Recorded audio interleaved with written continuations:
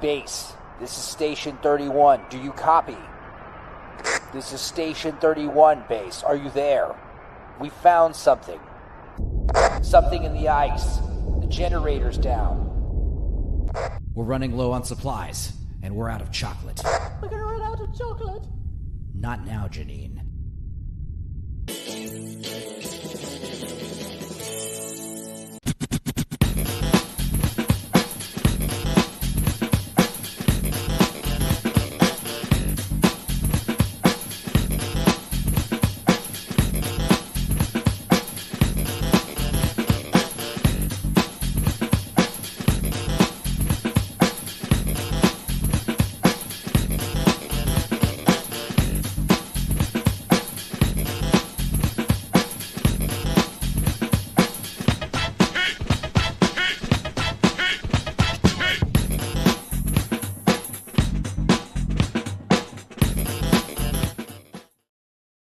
Hey, and welcome to another edition of the Nielsen Ratings. I'm feeling a little bit poorly tonight, so bear with me as my voice might give out.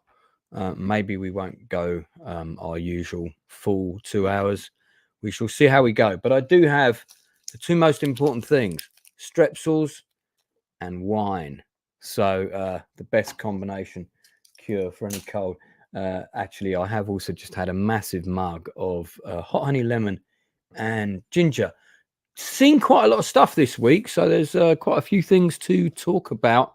And of course, we'll be talking about Shogun tomorrow night at the same time, episode 4, which actually I've just been watching. So first of all, let me bring in my regular co-host, Stupendous. How are you, sir? Good. How are you?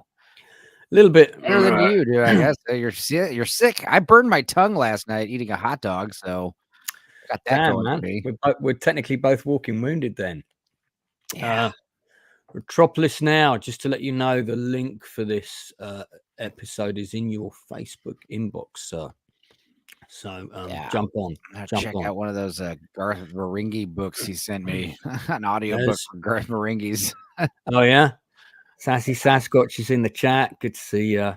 Smilex is here. We've got regulars. Got Leroy's popping in. We're going to have Leroy on tomorrow. So good to see you. She's giving you condolences for your injured tongue. I know. Yeah, we might talk about the Oscars a little bit as well, because I know you did that on. We went over it pretty thoroughly. The only thing we didn't discuss was there was some water cooler moment I forgot to bring up. I don't know. A lot of stuff. John Cena getting his humiliation ritual completed. That was. I found that really fun, but it was interesting that somebody brought up today, imagine what the reaction had been if that had been a naked woman that had come out with like the envelope hiding her private. We would double standards for men and women. We would have heard no end of pushback about that. And it's all like, but John Cena, he's a fit, hunky, big slab of beefy guy, so it's all good. Eye candy. I think his Chinese handlers basically, that they do is they make you do some cross-dressing, do some embarrassing stuff on film, and then in exchange for your fame, you're willing to play ball, you're willing to do whatever. Whatever. He's always been. I've always liked the fact that even from day one when he started out with his acting career, he always seemed game. Like he did that really funny rom-com where he wasn't the lead or anything. He played one of the boyfriends of the lead. Amy Schumer's right, and he's like, he's always like he has to think about men to come. He's like this big repressed, obnoxious guy in the movie theater. Yeah. That was a lot of fun. I thought that was a pretty good. You know what I liked? I liked when he said Taiwan was a country, and then he apologized in fluent Mandarin. Right. That was like, what? What is going on here? He's like, I'm so sorry, in Chinese. It was like, how do you know Chinese? That is crazy. Yeah, that was. Anyway, John Cena is a weird guy. I'd like to know more about what's going on with him and his agents and who's Who's telling him what to do? It's all very interesting. Man, But congrats to Godzilla. The guy's 70. Yeah. He's been 70 years old, been in 30-something movies, finally got an Oscar. They was that was special effects, right? Was it special effects? Yeah, I mean, if Godzilla's going to win an Oscar for anything, it should be for special effects. Well, or best man in costume, but you know, that would best writing. That'd be hilarious if Godzilla got like a best screenplay award. I don't think that would ever happen, right?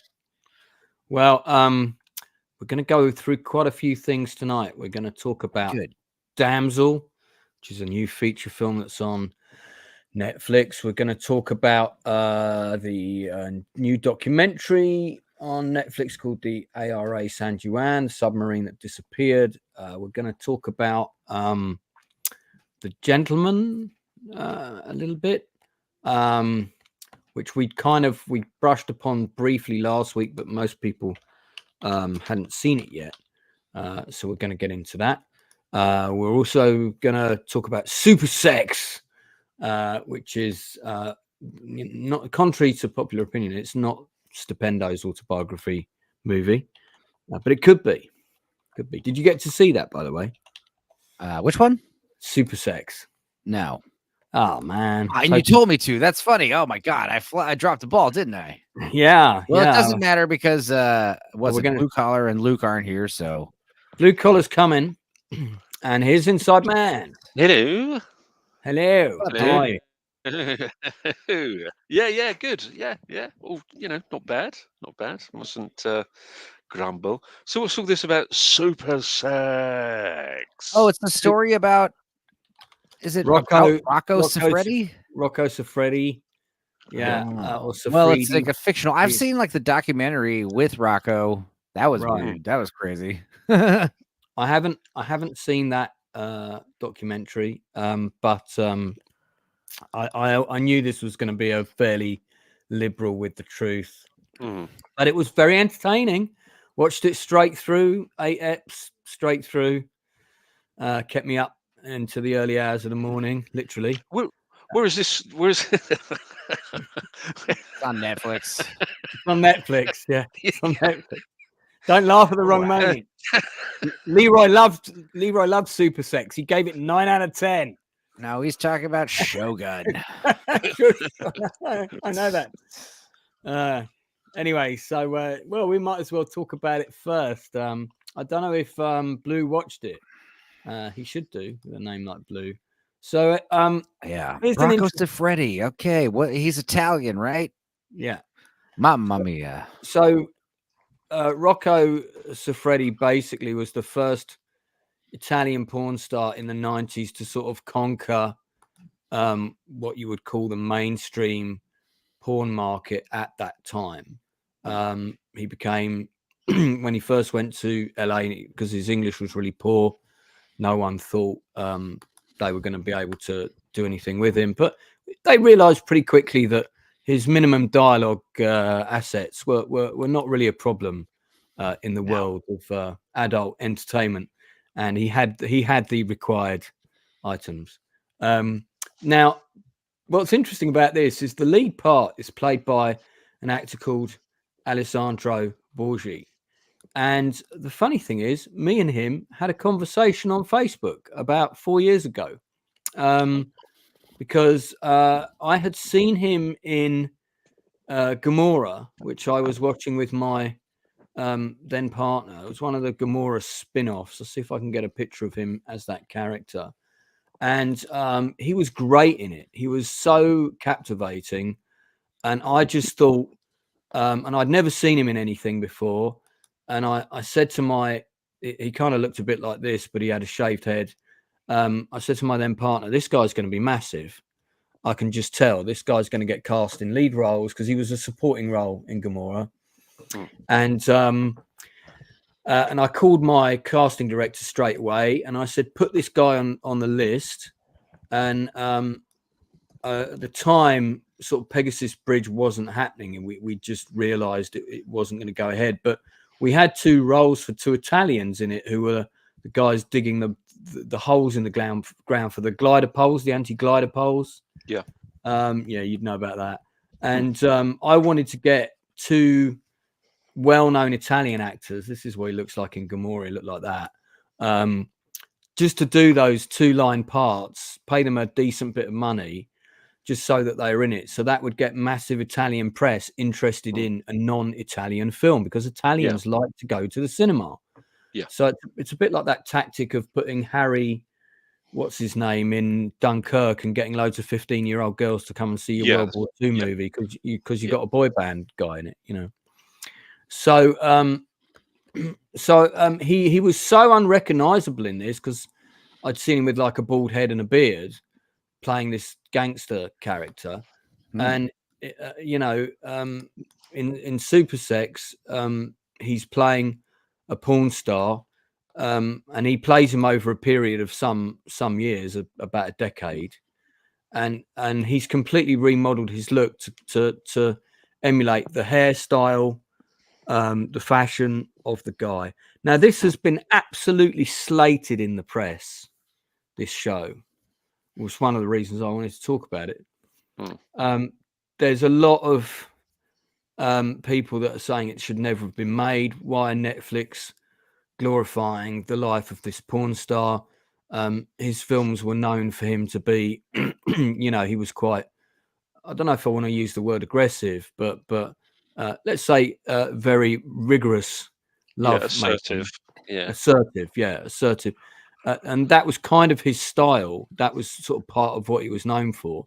But that was, I guess, that kind of lent into and went down that direction of that sort of gonzo thing. He was there at the beginning. But I thought it was very well done. I thought he was really good. I like period pieces, and it starts in the 80s and covers kind of like the impact of HIV and things like that on that industry. And it covers the impact it had on his family, which is really interesting. And then, you know, the various characters he kind of comes into contact in that world. So I thought it was actually a really good show. It's not boring. The Super Sex in the title actually comes from a magazine that he found as a kid. You know, what we would have called dirty mags back in the day. Inside Man, do you remember that? Yeah. Oh, yeah. There was always someone at school that had one, that they found it under a bush or something. Me and my cousin found a huge trove of them in a dumpster one time, and we were just like hung out in a dumpster for several hours reading them. And then we went back to his house. It was like his parents were like, "Why do you guys smell like garbage? What the hell have you been doing?" Nothing. The idea of taking them out of the dumpster and reading them somewhere else never occurred to us. Yeah. This actress plays a real person. Most of the people in the show are based on real people. And she's playing a very famous Italian porn star who died quite young. As they do. Cancer, supposedly. But then there's a lot of mystery surrounding her death. There's a whole big story there as well.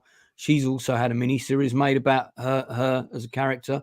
The actress who plays her is amazing. Really, really amazing performance. So this is kind of what he looks like in the show. This is the actor Adriano Gianni, who plays his older brother, who he really looked up to, and the older brother's sort of a kind of wannabe gangster and failed businessman. His storyline is really quite tragic. He's a cartoonish looking man. That's the gay producer. He produces gay movies, or he's a gay producer? He's a gay producer who produces straight porn, but uses a lot of gay actors. We were talking in the comments how like the straight actors who do gay scenes, they get paid more than anyone in the adult film industry. Like a lot more. There you go, Inside Man. If you need to take go. But yeah, shocking that Rocco Siffredi's never done male on male. Most of the adult film stars do eventually. I'm glad you're up to speed with his. I know a lot of it. I do. You're going to be blown away by some of the trivia that I've learned about this guy. Because the thing is, I have seen his documentaries. I didn't watch the show, but I could tell you some stuff about this guy that's like, what the hell? Let's get into that in a sec. I'll wrap up the rest of the show. So this is one of the actors who plays. There are 3 actors that play him. And this is the actor who kind of plays the sort of the teenage and it's the first time he arrives in Paris. This is the red light district, which is just round the corner from the Moulin Rouge, sort of cafe and all those places. So this is when he's arriving at the Cannes Film Festival. So and sort of adult conventions and things of this nature. It's well done. I mean, I've seen some reviews of it on IMDb that have absolutely slated the acting. I don't get that at all. I thought the acting was really good. It's a difficult role. He has to go, he goes fully naked in it. Who can say whether there's use of prosthetics or not? But it's really well shot. It looks really good. The period stuff is really well done. Big ensemble cast, great music, really good soundtrack. Every episode, like you want to watch the next one. It's Italian TV show, so there's quite a lot of nudity in it, including him riding around on a bike naked. For anyone, you see, in terms of reviews, I'm always a little bit dubious about as soon as I see something that starts off with how on earth could they glorify ... Yeah. These are exactly the kind of people who just don't want to admit that certain things in history, whether it's recent history or not, these are the people that just don't want to own up to these things in history that may be distasteful to some people and not so much to others, but want to deny them actually occurring. So I'm always dubious about those kind of those kind of reviews. I mean, whilst I'm kind of not surprised that it's caused a lot of controversy, it's like I don't just want to see biography films about people in history that have done well. I want to see biography films about controversial characters. That's one of the reasons you can make exactly the same argument for the Griselda movie. She was, as Stepenzo pointed out, she was an absolute insane narcissistic murderer. Why should we have a biography 2-part or whatever, how many part miniseries? I think it's 4 parts or something, with Sofia Vergara playing? Well, because these characters, when it's done well, and that wasn't done particularly well, can be interesting to watch. And it's not a world that, I'll be honest, I'm particularly familiar with. So Smilex just wanted it to go on record that he has never done gay porn. I think the Queen doth protest too much. Well, he says he's got a price, and like he says, $5 million does buy a lot of mouthwash. So, funnily enough, I've got some mouthwash in here. Leroy disagrees and says something. Leroy, with all due respect, that is retarded. No, I disagree entirely. Ban all John Wayne movies. Come on, man, grow up a little. Mate, I'm sorry, Leroy. Sorry, Leroy. I've got to disagree with you on that as well, because like we had a movie about Hitler called Downfall, right, which is one of the best films about Hitler ever made. Agreed. You feel like you're in the room with the guy. It doesn't glorify him in any way whatsoever. But now also let's just address this John Wayne thing, okay? Putting John Wayne aside, every movie that John Wayne made, whether it was one of his movies or whether he was playing a role in it, there'll be about 30 or 40 other actors in there, other writers, other directors, plus all the people behind the camera, including the DOP and stuff. So you're going to censor all of their work as well, because I can tell you right now, The Searchers is one of the greatest movies ever made, and if you'd seen it, you wouldn't say something like that. The Searchers is amazing. I could trade all of John Wayne's movies out for that one movie. That's amazing. That's such Steven Spielberg and so many modern filmmakers so much inspiration from that one movie alone. Yeah, watch The Searchers if you haven't seen it recently. It's so good. And I don't agree with John Wayne's politics, but there are actors whose politics I don't agree with now, but it doesn't stop me from watching their films. Yeah, I mean, that's the thing, is like everyone in Hollywood is a horrific asshole. Just assume that. Every actor, and just assume they're all guilty until proven innocent. You'll learn to just understand that everyone just sucks in Hollywood. Don't meet your heroes. Leroy has seen The Searchers, and it's one of the most racist movies he's ever seen. So there you go. Wow. Yeah. Native American atrocities. Yeah.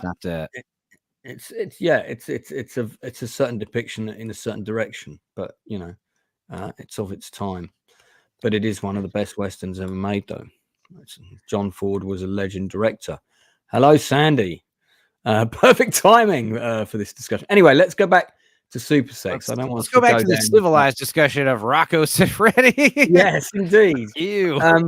Because for this guy's a diversive character, but you know, and yeah, you can argue maybe he shouldn't have a mini series about him, but we've just had a mini series about. You want to talk about racist? One of the most successful miniseries ever made for television internationally is The Crown, which is about the British royal family, who are very, very divisive characters, some of whom are racist. I'd imagine all of them are a little racist. I mean, I'm not going to make blanket statements, but you know, we know some of them for sure. So, and you know, I live in America. I enjoyed watching that show. That show was really good. Rocco Siffredi had 4 brothers in total. One of them died very young, and that's the one who's wearing the crash helmet. Oh, because he got these are his brothers. He got beaten up by kids. When like the gypsy kids that live nearby, they're always fighting with them, and you know. So they got that storyline. That storyline's quite tragic. I think it's handled really well.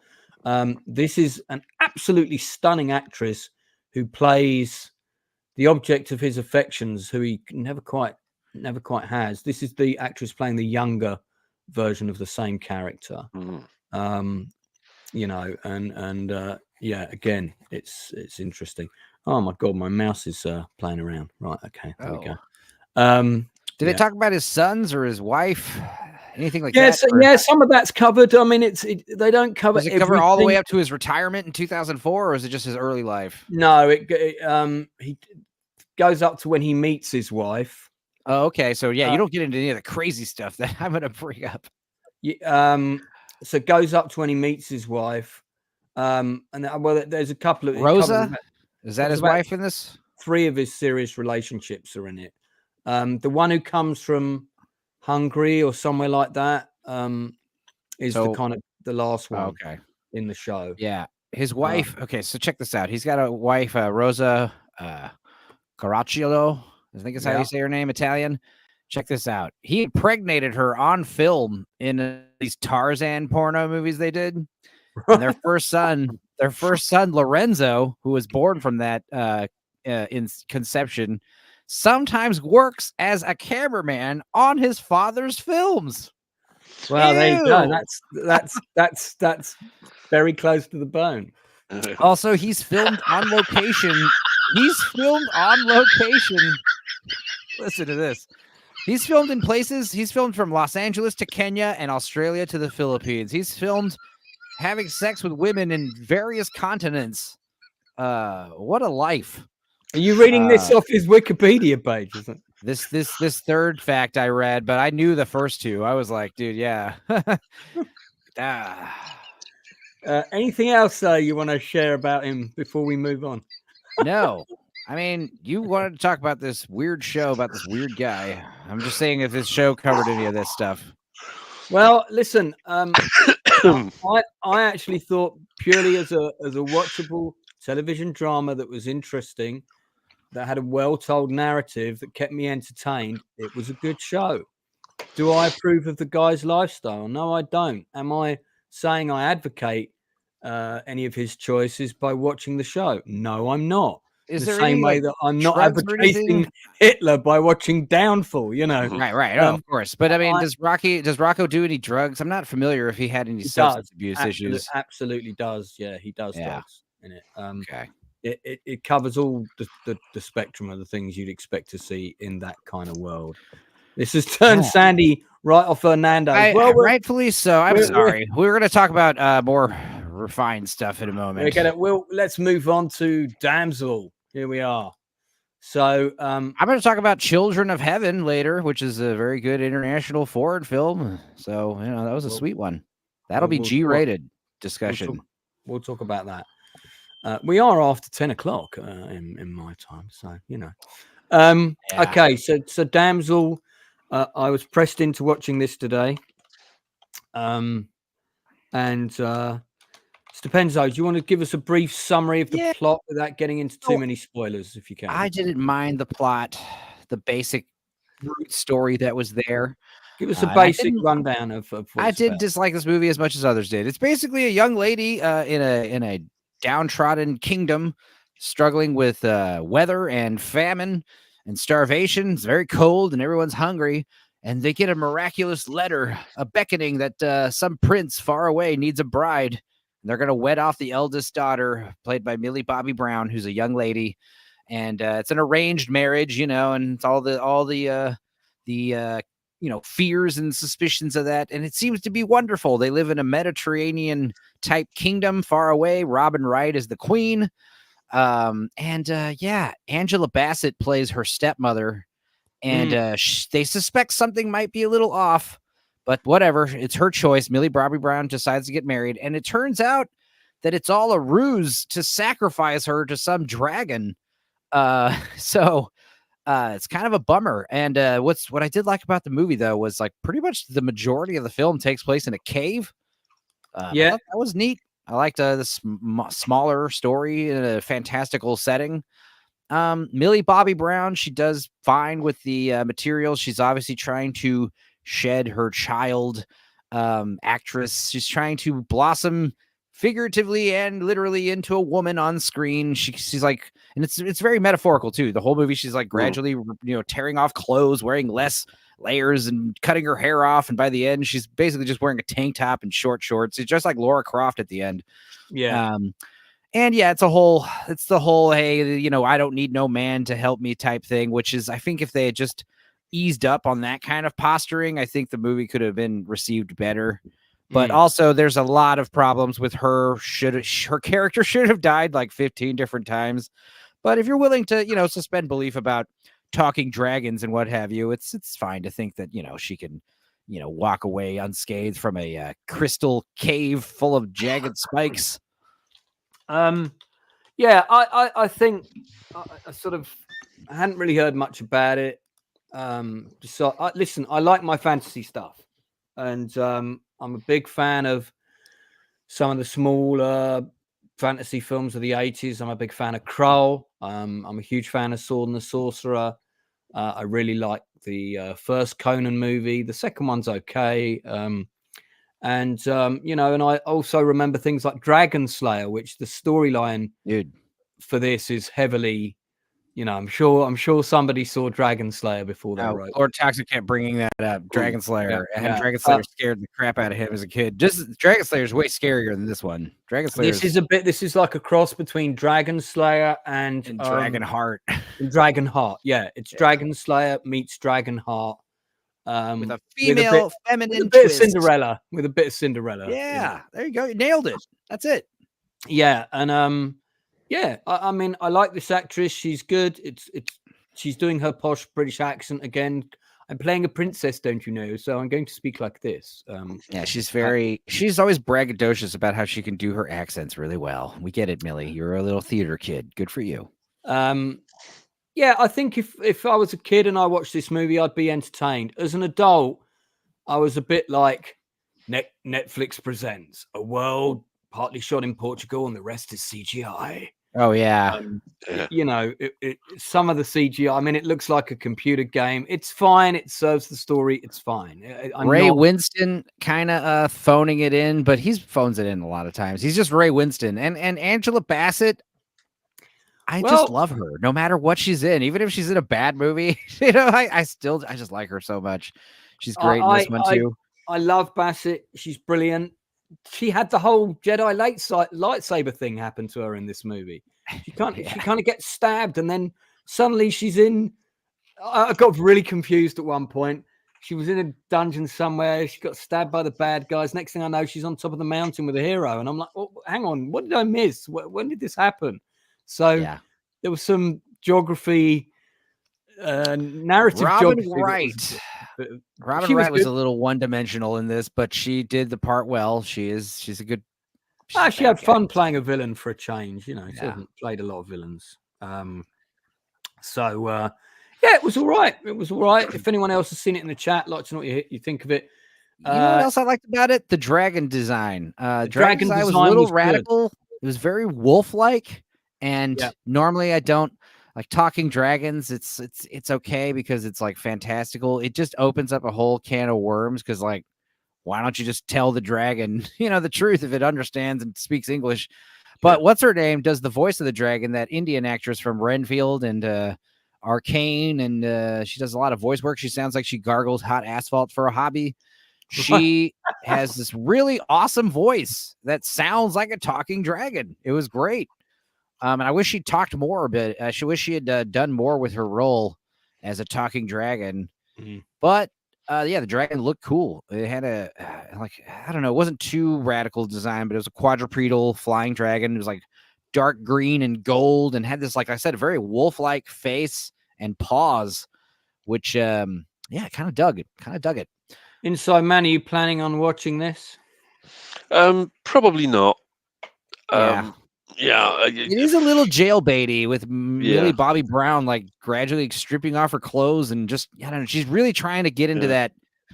Yes, she's trying to become get adult roles now. Stop playing little kids. Yeah, she is a bit of a warrior woman in it by the end. I really felt this movie was like a metaphor for being like kind of more promiscuous as you get older, like as a child. And I'm not trying to be funny. I'm just literally, I feel like that's what this movie was kind of really about. Yeah. There was some scenes that I had big problems with. Like there's a part where she has to escape out of this like wall. She's got to climb this wall to get out.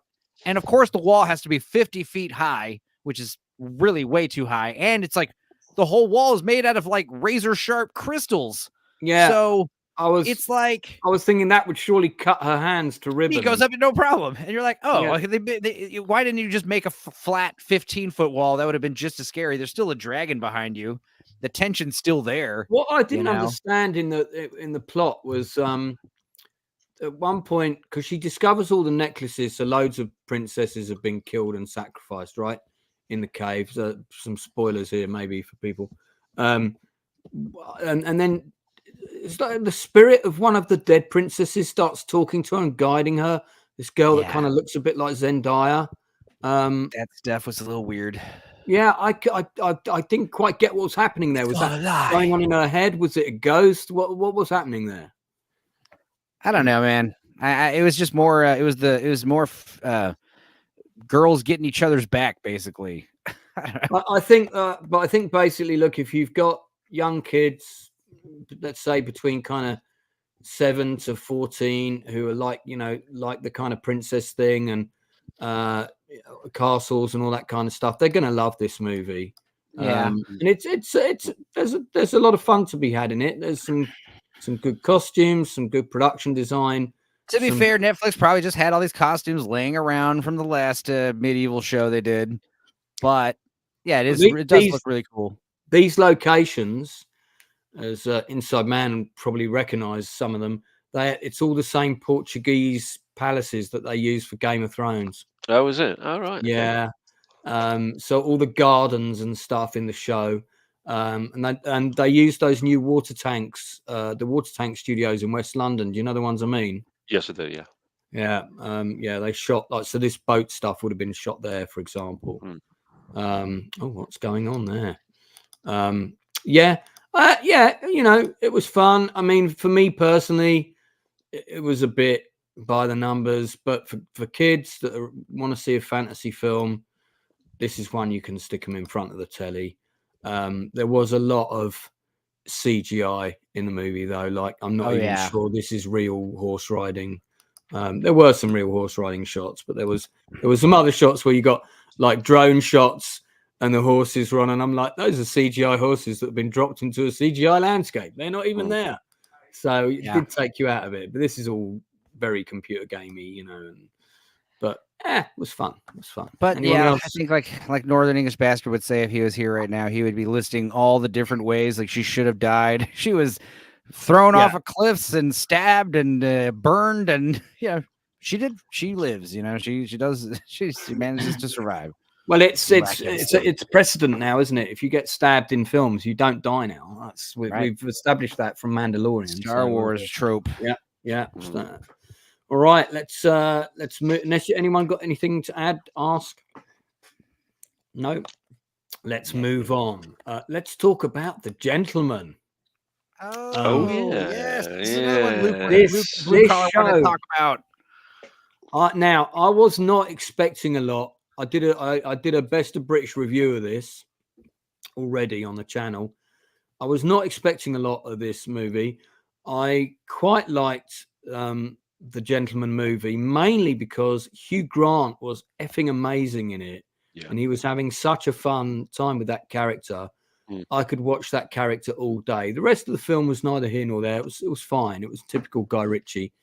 What somebody clearly said was, why don't you dial it back a bit, make it a bit more grounded, but make the world the kind of very similar characters, but let's dial it back a bit, not too much of the fast-paced editing, and see what we have. And what you have is The Gentleman TV show. Now, this role was probably written for Henry Cavill, but Theo James is excellent in this show.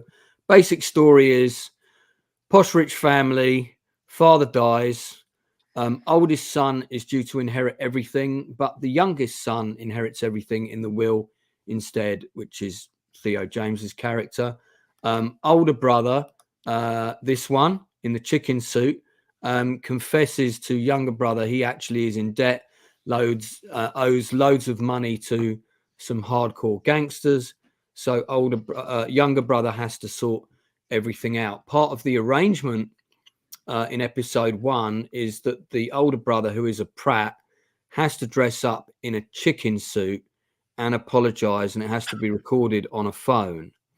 And at one point he gets so upset he goes out of the room, does about a gram of cocaine, and comes back in with a shotgun. And as you can imagine, it all goes wrong from there. But Ray Winston is in it.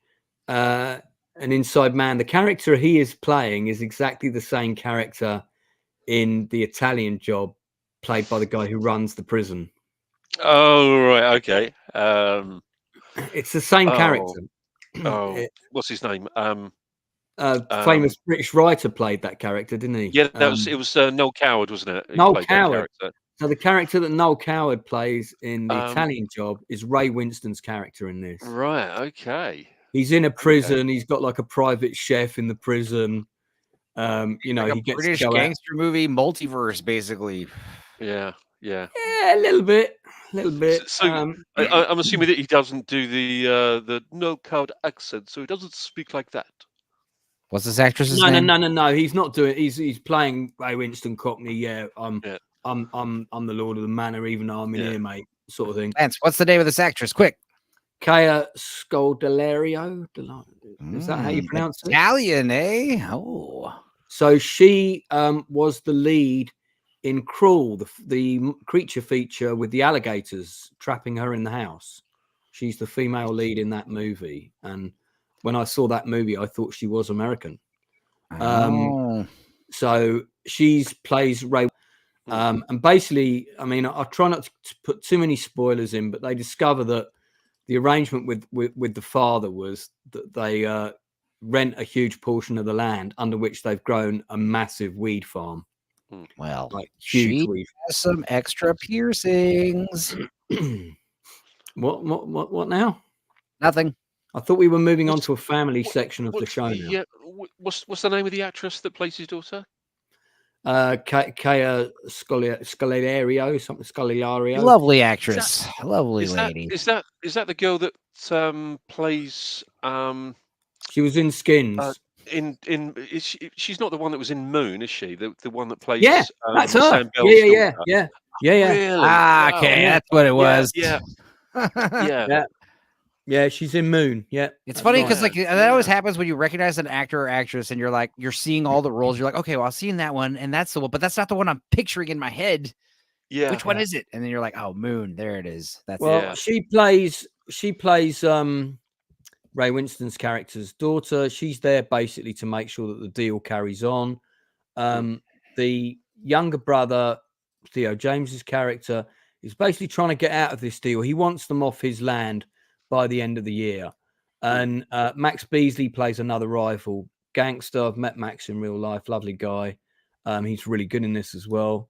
Here's everybody at the father's funeral. There's a fantastic scene where they go and have to pretend to be interested in buying an expensive stolen car. And Theo James's character says, right, I'm going to be purchasing the car on your behalf. You're going to be the rich businessman. And his brother, who's played by Daniel Ings, and his brother's wife, who's played by Jasmine Blackburn on the right of this photograph, decide to suddenly play their characters as Russian gangsters with over-the-top accents and everything. That scene is absolutely hysterical. So funny. Jolie Richardson there on the left playing the mum. And then you've got Chanel Creswell, who's not in it that much, playing a sister who kind of goes away traveling and comes back pregnant later. There's the weed farm. Under the that takes me back. Yeah. Those purple now, lights. I've got to mention this character. So this character is Bible John. Isn't that the guy, the neighbor from Home Alone with the shovel? No. He's no, he's not that actor. He is in The Detectorists, and he plays. Oh yeah, I know. Yeah, he plays that old guy he's like this really old, weak, fragile guy in The Detectorists. In this, he's an absolutely brutal gangster who quotes from the Bible before he kills people in all kinds of horrible ways. Brilliant character, and he's got this huge gang of Scousers with him that all travel with him en masse. And they I won't give too much away, but that's one of the various characters that they have to deal with. You've also got Giancarlo Esposito, who wants to purchase the house and the land and is very, very determined to get his way. The actor who plays his PA, who's holding the 2 red glasses of wine, his character's really good as well. For a nothing role, he does a great job with it. There's Guy Ritchie in his usual on-set attire. What is he wearing? So nice camera kit. So how does Ray Winston fare in this? Is he I thought he was really good. He's really good in this. Better than he fared in Damsel, for sure. He actually lives just down the road from me, Ray Winston. And he's he's not far from me at all.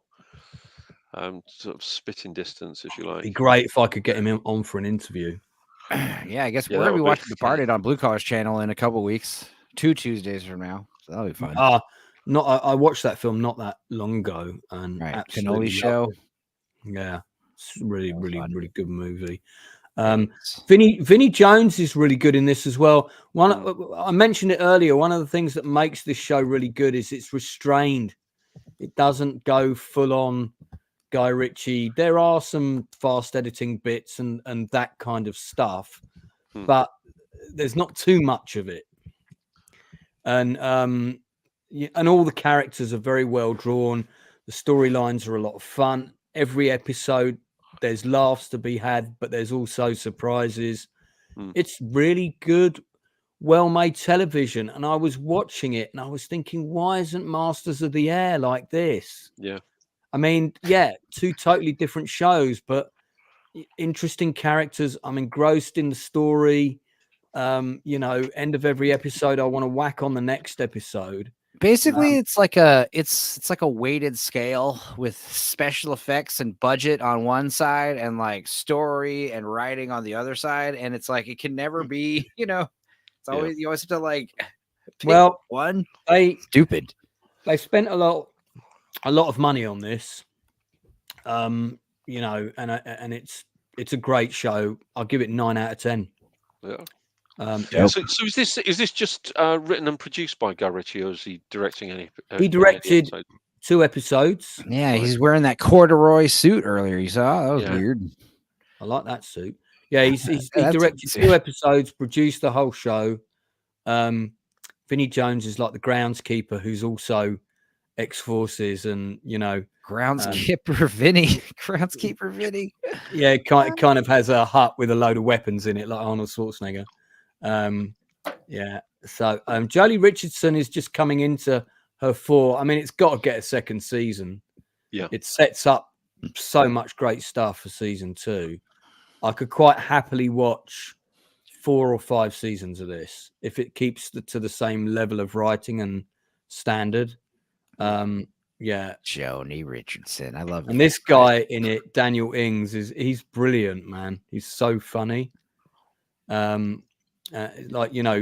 self-entitled posh boy who does way too much cocaine, is constantly gambling and makes stupid impulsive decisions. And he goes to like a private fist fight, bare knuckle, whatever, one of those sort of underground fights you have to be invited to and everything. And this friend of his arranges to put a bet on, and then saying it's a sure thing, and he loses the fight. But his brother finds out the guy never put the bet on, so he just took the money. You blew it.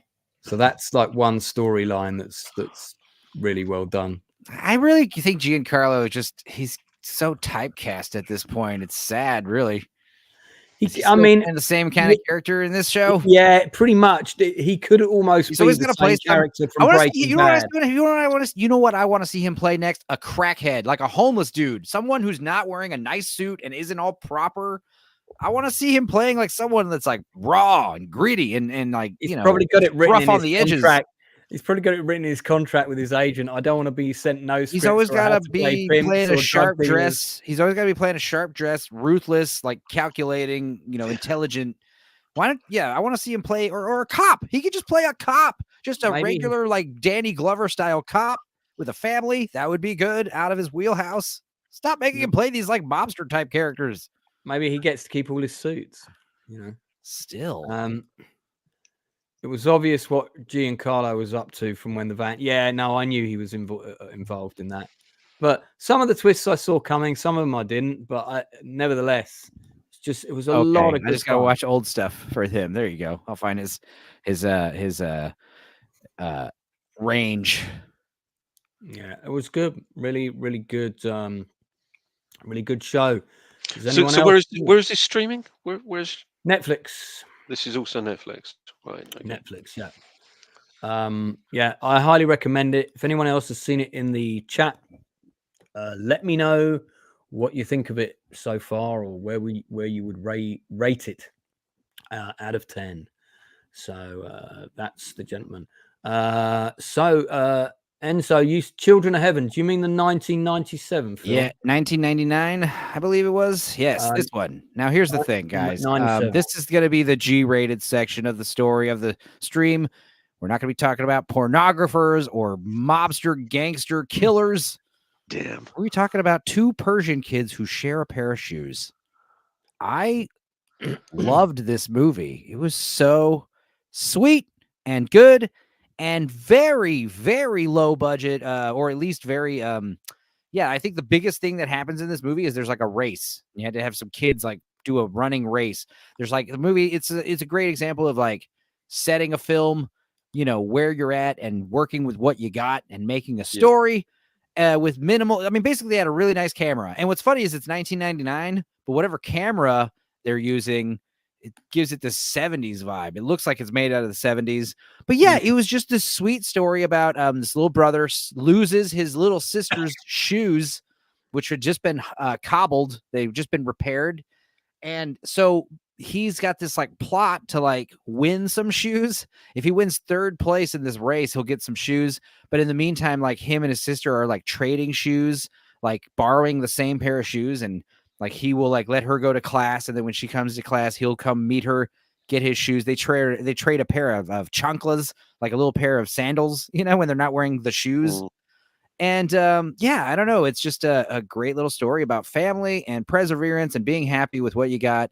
And also the dad's great. And like there's another scene where like they decide they're thinking about stealing some other. None of this is like verbal. It's all suggested nonverbal. She's following one of her students, her classmates that also has nice shoes. And she's like, oh, okay, well, I'm going to follow her and see where she lives. And you follow her, see where she lives. And it's like, okay, I know where her shoes are now. So maybe we could steal her shoes. If she's got such nice shoes, she probably can, she probably got lots of shoes, And you find out, you see her walk out of her house with her dad. Her dad's like blind and like sells like wares. So they decide like not to steal the shoes. Yeah, I remember that scene. Yeah, and then they feel guilty and we're like, yeah, we can't nick them. The movie also has this really happy ending, but like the kids don't know it. That's what's really good about it. Everyone's like, the kid. I mean, spoilers because you guys probably aren't going to watch this anyway. But like, the kid has to get third place in order to win the shoes. Second place is something else, and first prize is a bigger prize, but he wants third place. So he's like running on purpose to stay in third, and he accidentally wins first place, and he's very upset about it. He's super sad. He's like crying about it because he didn't get the shoes. But the happy ending is you don't realize that his dad has already bought him and his sister a new pair of shoes. So when he comes back, it'll be very happy. It was a good story, guys. It was like one of these stories I could tell you around a campfire.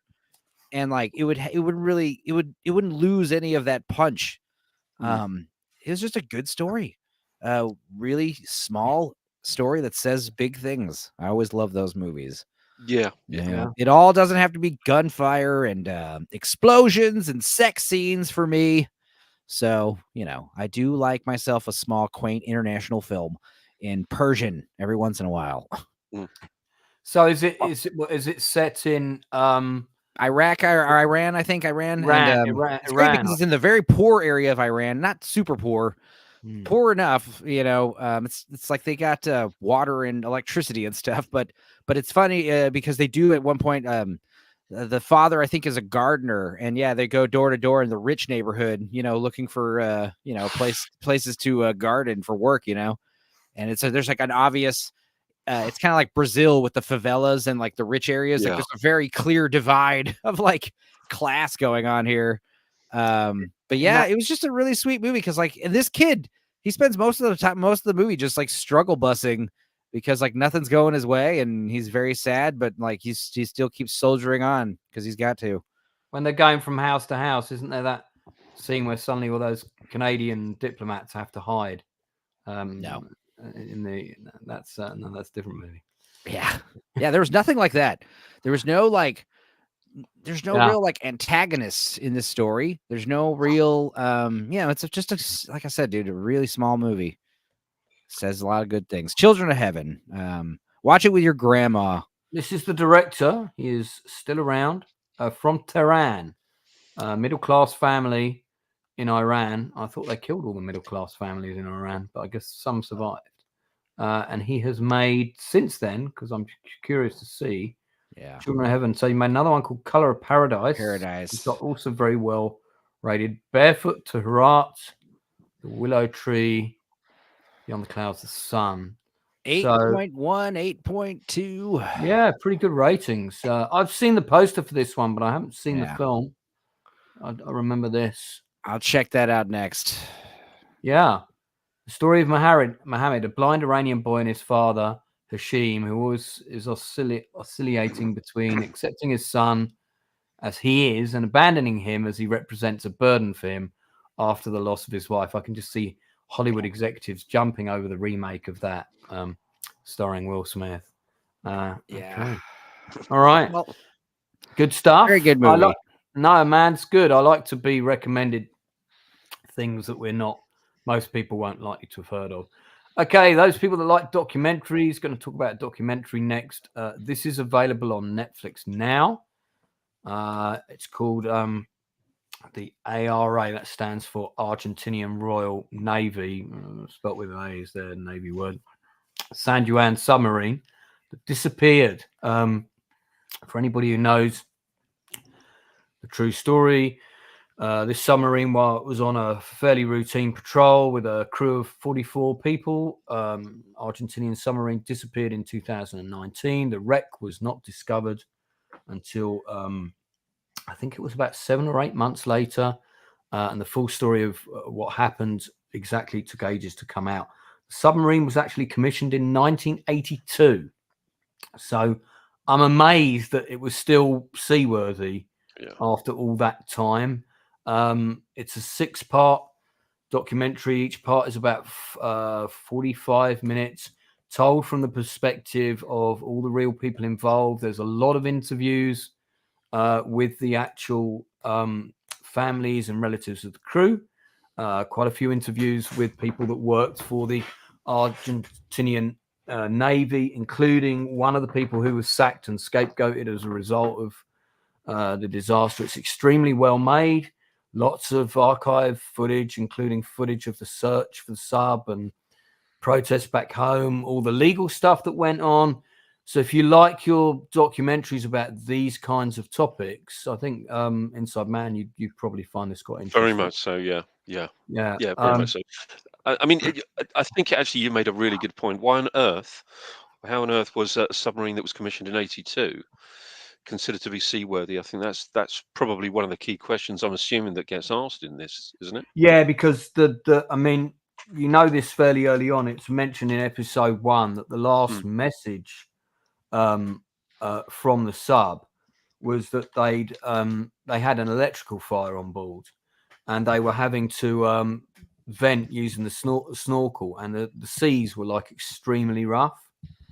So there's various theories, and they basically, that what was really bad was that the Argentinian Navy seemed only interested in blaming the crew. They didn't want to take any responsibility for their own internal failings, if you know what I mean.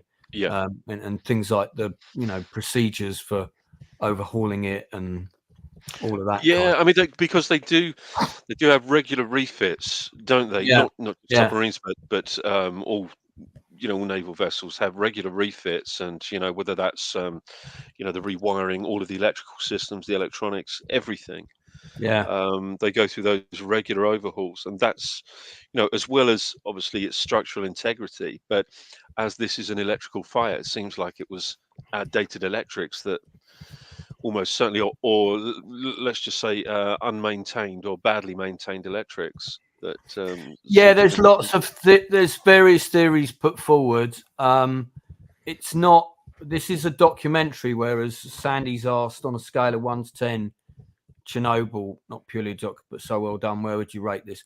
I'd say this is about 7 out of 10. It's I mean, obviously, if you have no interest in naval stuff and no interest in true crime, you're not going to be interested in this. But I wouldn't have thought that a drama series about Chernobyl would have made for gripping television, but it did. So welcome, Blue Collar. Better late than never, sir. Hey. You son of a biscuit. We've been discussing. Were you sleeping? You were sleeping, weren't you? Well, I actually came on an hour earlier, so I missed it at times. Yeah. No, it was screwed with me too. I was like, because here's the thing. Lance had said he was gonna push it back, right? Push it back, and I was like, hey, are you pushing it back? He's like, I was gonna, but I'm not. And I was like, okay, but it was still pushed back. So I was like, well, are you pushing it back or not? He's like, no, I was gonna push it back to 6. But because it's 4 or 5 or whatever, you got an hour change. We did it. I was like, oh, it took me a while to figure out what was going on. Yeah. You guys, us and Britain have time changes, but at different times of the year. That's right. Yeah. When is yours coming up soon? Oh, I think it's is it? Oh God, I think you're it must going be to spring forward pretty soon, right? Yeah, it might be the end of this month or end of April. I forget. But you're going to also spring forward. Okay, that's all right. At least there's some kind of consistency here. We're going back. We're falling back in 2 months. I'm like, oh no. Time zones, month, man. They're weird. God, man. I know. Next month, April. So Blue, you missed. We did Damsel. I recommended Children of Heaven. Nice. Yeah, it's okay. I know you're not gonna watch it.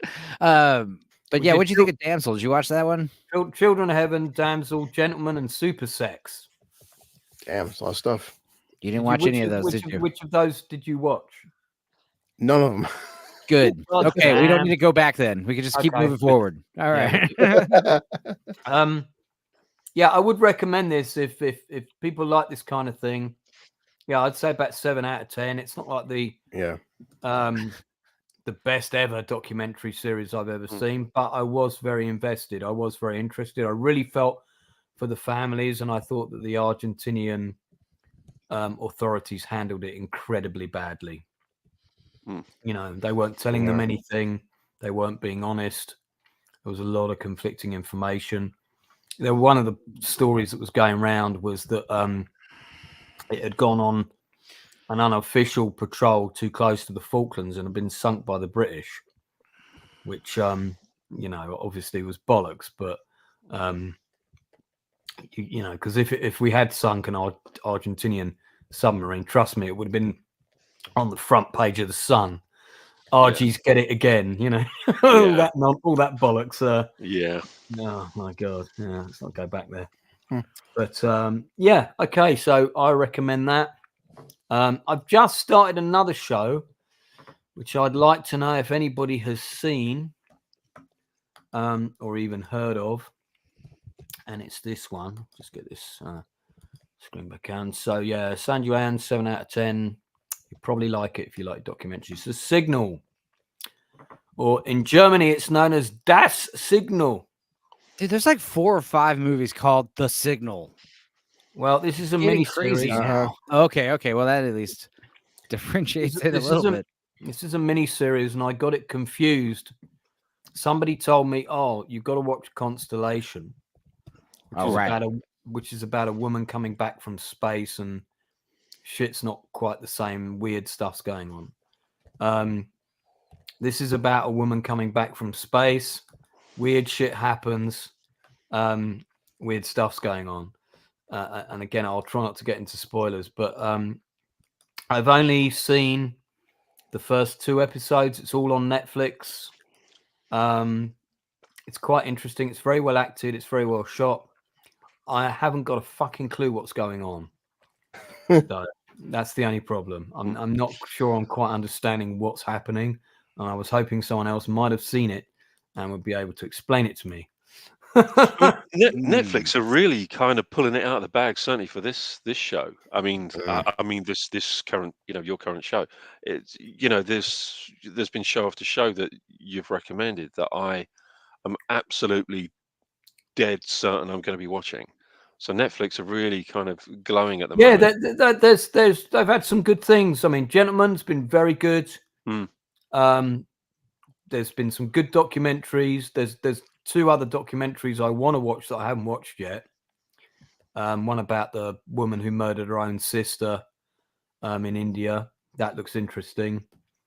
But, you know, when there's too much reconstruction stuff with actors, that tends to be when I sort of turn off. I want it one way or the other. I want either do a drama documentary, in which case, give me all actors. Yeah. And just tell me, you know, do a dramatization, or documentary, interview the real people, lots of footage, whatever stills you can get. Yeah. Jason Flemyng narrating it, you know, that kind of thing. Yeah. Yeah. So, this one is there's quite a few series at the minute about people coming back from space and weird shit happening. I wonder if that's prepping us for the whole, you know, first contact. I mean, it's quite an old premise, isn't it? I mean, the first one that I can think of, or the one that springs to mind, is the Quatermass experiment. Yeah. Where the guy comes back and he's kind of all melting, and you know, the movie was amazing. I mean, even to this day, I think the movie's great. But there was a plethora of those kinds of movies, wasn't there? I think even didn't Jerry Anderson do one? There was The Dark Side of the Sun. Yeah, which has been called Doppelganger. That's it. Yeah, as well. Yeah, that's got some incredible model work in it, but the film as a whole is pretty boring.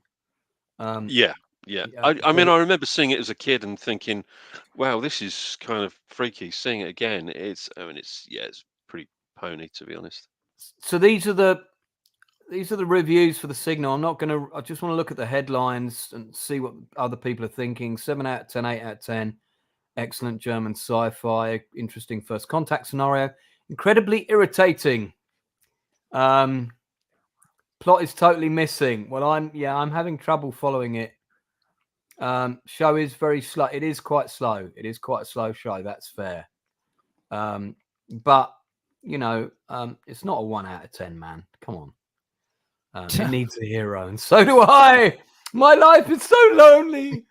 I need a hero. Yeah. That's a song I've never done at karaoke. I'm adding it to the list. No, mate. I'm glad we were able to inspire you. There's a lot of like low ratings there, so it's a bit of a mixed bag. People seem to love it or hate it. Yeah, I'm not sold on it yet. Because did anyone watch that German series Dark or something? Where the, you know, I heard about it. I know. I've heard about it.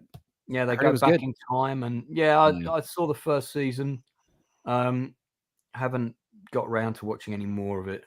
But yeah, so there's 4 episodes in total. So I guess I'm 2.5 in, so I've got 1.5 left. Unless it's dropping weekly or something. But Netflix doesn't drop weekly, does it? It's always all in one go. Yeah, it's always kind of one big sort of batch that they just put on. If anyone in the chat has seen The Signal, let us know. What do you think about it? Give us a rating out of 10. You know, let us know. So, Lou, we're going to talk about something you have been watching. Yeah, I told you the other day offline, but 2 seasons of Resident Alien. I heard things about it with Alan Tudyk, but because it was on Sci-Fi Channel, it's on Netflix, and I watched both seasons, and it's fantastic. I love every second of it. Alan Tudyk, and everyone knows him when they see him, but he's never had his own show, and he's one of the actors where he's been in everything, but never been recognized. I think he's always been very underrated as an actor, and finally got his own television show, and I watched 2 seasons in like 1 week, and it's fantastic. For anyone who hasn't seen it, the premise is Alan Tudyk is an alien.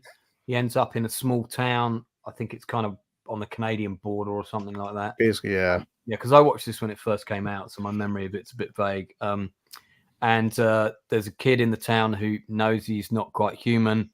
He can be quite ruthless, but gradually as he ends up staying on Earth longer than intended, he starts kind of getting to know people, and he's kind of a fish out of water movie, but told from an alien's point of view, or TV show. It's a good show. Yes, Tokyo Vice is good. Maybe we can give that a mention in a minute. Yeah, I guess season 3 just ended. It's on Sci-Fi, so Netflix will get it, eventually. But the first 2 seasons are on Netflix. So, what would you give this out of 10? To me, it's like 9 out of 10.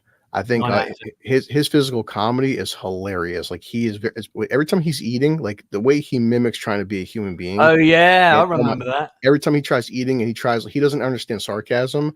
And like you said, out of like one in a million people can see his true form. I did watch a video like Alan Tudyk says it takes like 3 hours to put on the alien makeup. Only one kid could see him. And the first season, he's trying to kill this kid, which sounds like brutal, but it's in a very comedic way. And of course, like you said, every episode, it kind of reminds me of Scrubs, because people tend to forget when Scrubs, as over the top it could be, every episode you'd have like a good 1 minute montage with JD. And Alan Tudyk, you can tell every episode he goes like, you know what? Basically, maybe humans aren't as bad as I thought they were, because his mission was to kill us all. And every episode he keeps saying he wants to kill us all. And eventually he starts like kind of warming up. And the more he's in like a human body, he just starts seeing human beings. Maybe we're not as terrible as he once thought. And of course, I forgot about the pet octopus, man. Because that's just on Nathan Fillion voices the octopus. Because octopus are the most intelligent species on the earth, and he can communicate with them, isn't it? And octopuses can always talk to humans. They just choose not to, because we're assholes. Yeah.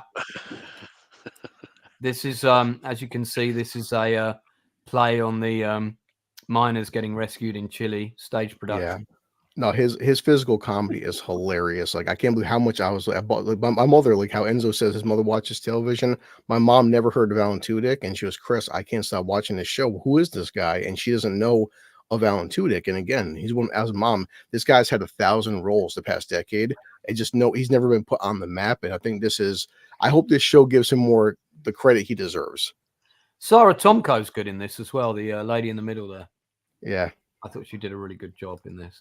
Yeah, as you can see, the miners are dead now.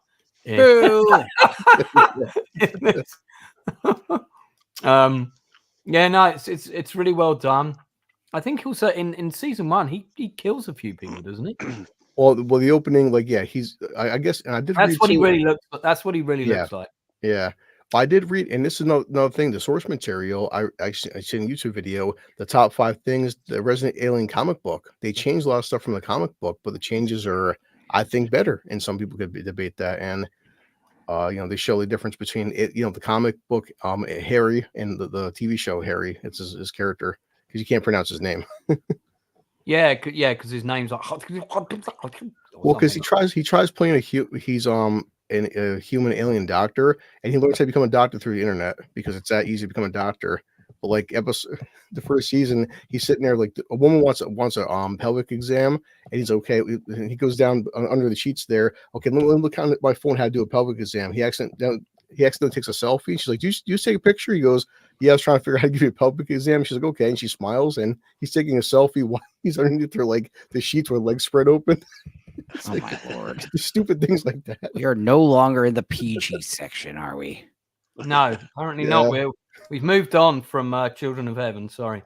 Yeah. And it's after 11. And it's a Sci-Fi Channel, and the CGI for the alien Harry, considering sci-fi, it's actually very well done. Yeah, it's good. Yeah, no. Linda Hamilton's in this show? Yeah, she is. Awesome. So yeah, I watched 2 seasons of this in lockdown. I think was when I saw it. Yeah, they're in Colorado. Yeah. And watched it pretty quickly. Yeah, good show. Good show. I recommend it. Definitely. A lot of fun supporting characters that are really well written. Yeah. That kind of have their own shit going on that the alien either makes better or makes worse for one reason or another.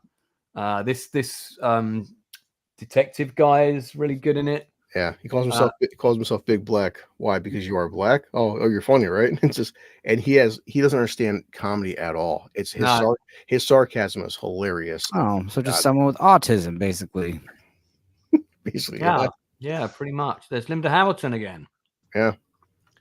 She's getting on. Yeah. Be nice, Lance. She is. Sorry. I'm just kidding, dude. Anyway, age shame away. Go for it. I'm not not gonna gonna stop you. Hey, look at that hot alien. So got a bow on and everything. I did watch Alan Tudyk said the whole makeup job. I guess what now makeup they do is they cover his face now like this, and they basically they build the mask around him, but then it's still a good a few hours he's in the chair. Thriller, inside man, don't they look like they got face huggers on their face? It does, yeah. It's true. That cute baby alien. That's kind of cool. Yeah. So this is Resident Alien, right? Resident Alien. Before he drops a bomb on the human race, he wants to get pizza. So he loves pizza. He's never had pizza. He learned how to speak English through Law and Order, which is dun. Yeah, that was funny. Yeah, I remember that. Yeah, he watched like 5 days of Law and Order or something. Mm-hmm. And then isn't he sort of like quoting lines from it for a couple of episodes? Dun. He's like, his line said, Alan Tudyk, every episode, he says and does the things where I just like busted out laughing. I'm like, this guy, man, he's so good. I mean, I'm just saying, I'm shocked it took this long for him to finally get some damn recognition. Like people know Tucker and Dale, which is good enough, but the episode where they go to the UFO convention is well funny. Yes, it is. And he's like looking at all the things that people have like got wrong. Yeah. Trying to explain it to her and he breaks down all different alien species. Yeah. Yeah. He's so offended, like, the way his people aren't like aren't a joke, his people aren't like a Halloween costume, and it's good show. Yeah, so that's a strong recommendation from. It sounds interesting. Yeah, I've never seen it. Yeah. I'd give it 8 out of 10. I'm fine with it. Yeah. Blue gives it What's a 9. How do you watch it? Netflix. Okay. Adam, are you giving this show 1 out of 10, or is that for I watched 4? No, it's the one for the alien lady earlier. Oh, okay. All right. Lance, did you mention because you told me on your recommendation, I did watch my son episodes 1 and 2 of the Rick and Michonne show. So good. Oh my god! Like you were. Let's move on to that. I got into episode 2 was effing fantastic. Oh my Episode god. 3, I've just watched as well. It's Okay. really good. Does Rick ever lose his hand? Yes. In the movies, the show. Okay, he does. Yeah, He does. That's Yeah. why I was like, oh shit. I'm like, I didn't see he's that supposed coming. to in the book. He's supposed to in the book. There's a bunch of stuff that the books are so good. Yeah, of And, course. That's what my you know. kids said. My first thing, my kid's like, Dad, because of course my kid reads everything. He always compares, on TikTok and YouTube. He's like, Dad, well, like Rick lost his hand in the comics. I'm like, how much did you? Well, he finally lost it. Jeez. I've Some read spin-off series. I've read the entire graphic novel series of this.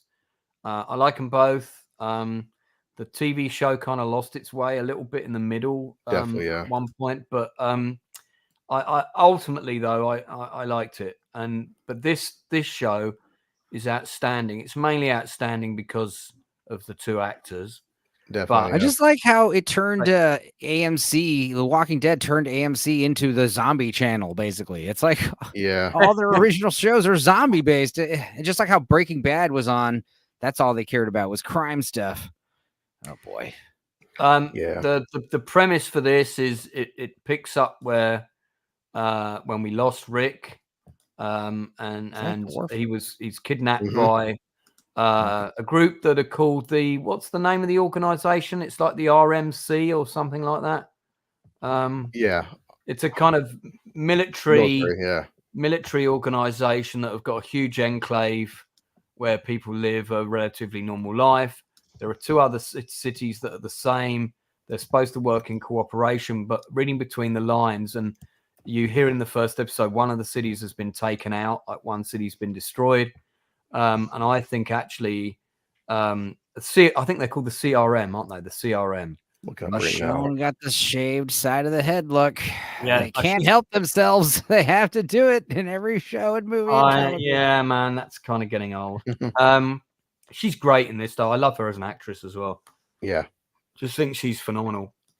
And her and Danny and Andy have got such amazing chemistry in this. I mean, it's not even a spoiler that obviously they get back together as a premise of the show, and like Lynn said, episode two is when they meet each other, and you figure in canon it's been like 6 years since he's seen the show, so like when they get back together, it was like, wow, that's like you felt it. Yeah, and one episode is told from like Rick's point of view. The second episode is like told from Marchand's point of view. It's well done. The writing's good. Big budget. Lots of action. Some interesting stuff.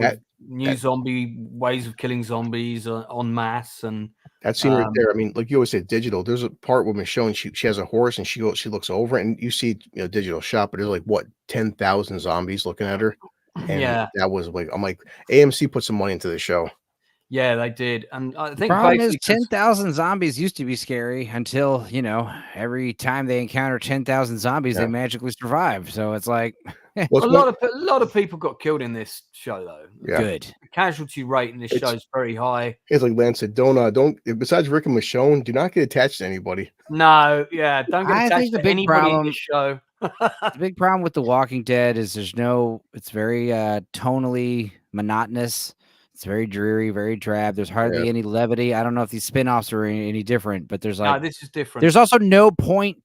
What is the point in surviving in the show? There is no end game. There's it's like every day is just survive another day.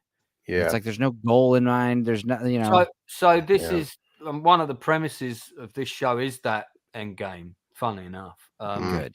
And it's whether you want to commit to one way of it or another. It's good. I like it. I think it's good. Yeah, I mean, you have to be like considered the show's basically on slavery because Rick hasn't seen his wife and his kids in a very long time, and now you're stuck in a city and like you can't leave, and you're under this militaristic, basically government, and like you have like their rules, their guidelines, or we will kill you. Is it better to trade in your freedoms for safety? Yeah, always no. And so always no. It's not the Commonwealth. The Commonwealth does exist, and kind of gets mentioned, but this is a different group, and this group is bigger than the Commonwealth. They've got a lot of military hardware, fleets of helicopters, for example. How do you have gas? And where's the gas come from? It's things have really kind of moved on in the world from where we were before. That this is a good diversity casting picture. You got a steer hide poncho. That is cool. That's nice. Yeah, very good. Yeah. I mean, Matthew Jeffers' character in this, the character of the chap with his arms crossed, his role was kind of bizarre. Is there any other way you could describe that guy? He's the tiny guy. Feisty. Yeah. That tiny little one. Well, aren't you supposed to say little people? What's the politically? I don't know. They're all offensive in my opinion. Dwarf, that's offensive. Little person, I wouldn't want to be called a little person. No. For me, midget is probably the least offensive. Called him the guy with his. I just said he's the guy with the green jumper with his arms crossed. Maybe you're right. His role in the film it feels quite weird. In the show. Is he some kind of carpenter or locksmith or handyman or something? Kind of this character that's sort of great at everything, and quite good with weapons and stuff. Oh, it's because he's a tiny person. They have to make him awesome. I see. Okay. His character felt very out of place, and I'm not talking because of his physical appearance. It's just so they're trying to do the Tyrion Lannister of the show. Basically, they want this guy to be a real hit, right, with the fans. Because he's he's no Tyrion Lannister. And it's turning into a Jar Jar type situation. Where George is like so certain that everyone's gonna love this character. It's just like Tyrion Lannister. Pollyanna McIntosh is back in the show. Baby bump now gone. What is that haircut? Oh yeah.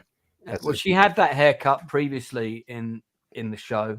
Make me look like Jim Carrey from Dumb and Dumber, please. But she's also, you get to see her with different hair in this. Shave it off. That would be a vast improvement. Well, like I said, Lance, like a lot of people said, Walking Dead hit a point where people start checking out, and I understand that at a certain point, but at least for this show, they're smart where it's only 6 episodes, so it's like give us 6 very tight quality episodes versus like 20 kind of mediocre. Yeah, it's this 6 eps. Is that it? 6 eps, one season, and we're done. I mean, as of right now, but they're like 45-minute episodes, right? Because originally it was going to be like they were talking about doing 2 feature films and all the rest of it, and I guess probably during the pandemic they said, "Hey, maybe we shouldn't do it as a feature film. Why don't we stream it? Let's make it 3 feature film." And I mean, right now, Lance, you said the budget for these 6 episodes, the budget's almost $90 million. Wow. So it's like say AMC and they know right now ratings, it's the highest. $90 million an episode or $90 million for the whole thing? $90 million for 6 episodes, $90 million. But that's pretty good. I mean, yeah, exactly. But in terms of ratings, like it's breaking for AMC, it's breaking ratings records for them. It's the highest show they've had in like almost. Has Michonne become a politician? What was that last picture? That that scene with her here. Yeah, I'm running for Congress of the new town. It's a dream sequence. Oh, okay. And it's when Rick's picturing how they would have met in the real world. We don't need to say that too much. It's kind of a sappy scene, but it actually does work. I was quite surprised it worked as well as it did. Hi, I'm Michonne Johnson. I'm running for 3rd chair of your local Senate. Vote for me. That's what I thought she was. This is a really cool thing the CRM have is like they send like these crews out with axes to go and kill walkers, and they're all like attached to handlers with like a dog. One of those dog leads or like one of those leads you got with your little kid, and you can retract the kid back. They're like these metal steel cables, and they'll just like pull you back in case you try and run away. Fun. Yeah, so there's stuff like that in it that I really liked. I'm not sure if you guys ever watched the show Lucifer, but like his new main character was Maze in Lucifer. It's Rick's new friend. Yeah. Yeah. So. Terry O'Quinn. Yeah, he's kind of like the leader. There's a military side and there's a civilian side, and they kind of operate independently of each other. We're not quite clear on the whole mechanization of that yet, but he's there's schemes within schemes as well. There's people plotting to bring his downfall, and Rick just wants to go home. But the funny thing is, eventually these guys will come and conquer Alexandria as well, because they're destroying other human settlements basically. It reminds me in some ways a lesser extent like The Last of Us. The Last of Us at one point the zombies become less of their problem, and like Enzo said, zombies you know, there's only so much you can do with that. Now you worry about the government, the humans, people with Other tanks, people. Yeah. really, yeah. Now it's to the point where it's like they're trying to take civilization back, but they're not gonna be nice about it. These guys can and will wipe out your settlement. Leslie Ann Brandt was in Spartacus, in case people are wondering what they've seen her in. And she's good in this. And she plays a South African. That was for you, Leroy. You know you love Spartacus. So Craig Tate is good in the show as well. Yeah. So good show. I recommend. Definitely. And I'm fine with invested. I'm fine with just 6 episodes. 6 episodes, cool. That's all we need. Yeah. They don't need to do a second season. We are going to do a special on Spartacus, the TV show, by the way. So we are going to do that, even though I lost my guest that was going to come on. But going to do it anyway without you. Yeah. What season are you going to be doing? Because I can get a few bits and pieces over to you for that. Oh yes, please. Season 1 with Andy Whitfield. Yeah. Okay. Yeah, the Andy Whitfield season. I'm going to actually probably do, because I think that show's brilliant. Really good story, really good writing. I think it's great, and I like the fact it's very brutal and in your face. Yeah. It's very, it's not historical, but it feels real. It feels like this is how stuff was in that time. It's unforgiving. And I really like that about it. So yeah, definitely. Did you like Rome? Did you enjoy Rome? Yeah, that was more political, wasn't it? It was more. Yeah, I've got it. I've got the first. Well, there's only 2 seasons, isn't there? And then it got cancelled. Yes, there was. Yeah. And I've been to the set in Cinecittà Film Studios. Yeah, I have been there. And, amazing sets, aren't they? Oh my god! But I mean, I don't know what you thought, but I thought that they just weren't utilised enough. No, they should have used the big sets more, because there was too many. There were too many scenes in kind of that little courtyard, and didn't it feel quite confined? And then when you see the sets, you've got that huge set of Rome that you've built for the show, and it's sitting there. Let's have more scenes there. I guess they were trying to sort of show that Tommy, what's his name's character, he was sort of not a rich guy. He lived in very kind of modest surroundings, and wasn't uber rich. So we'll mention the Oscars briefly. Inside Man, did you see any of it?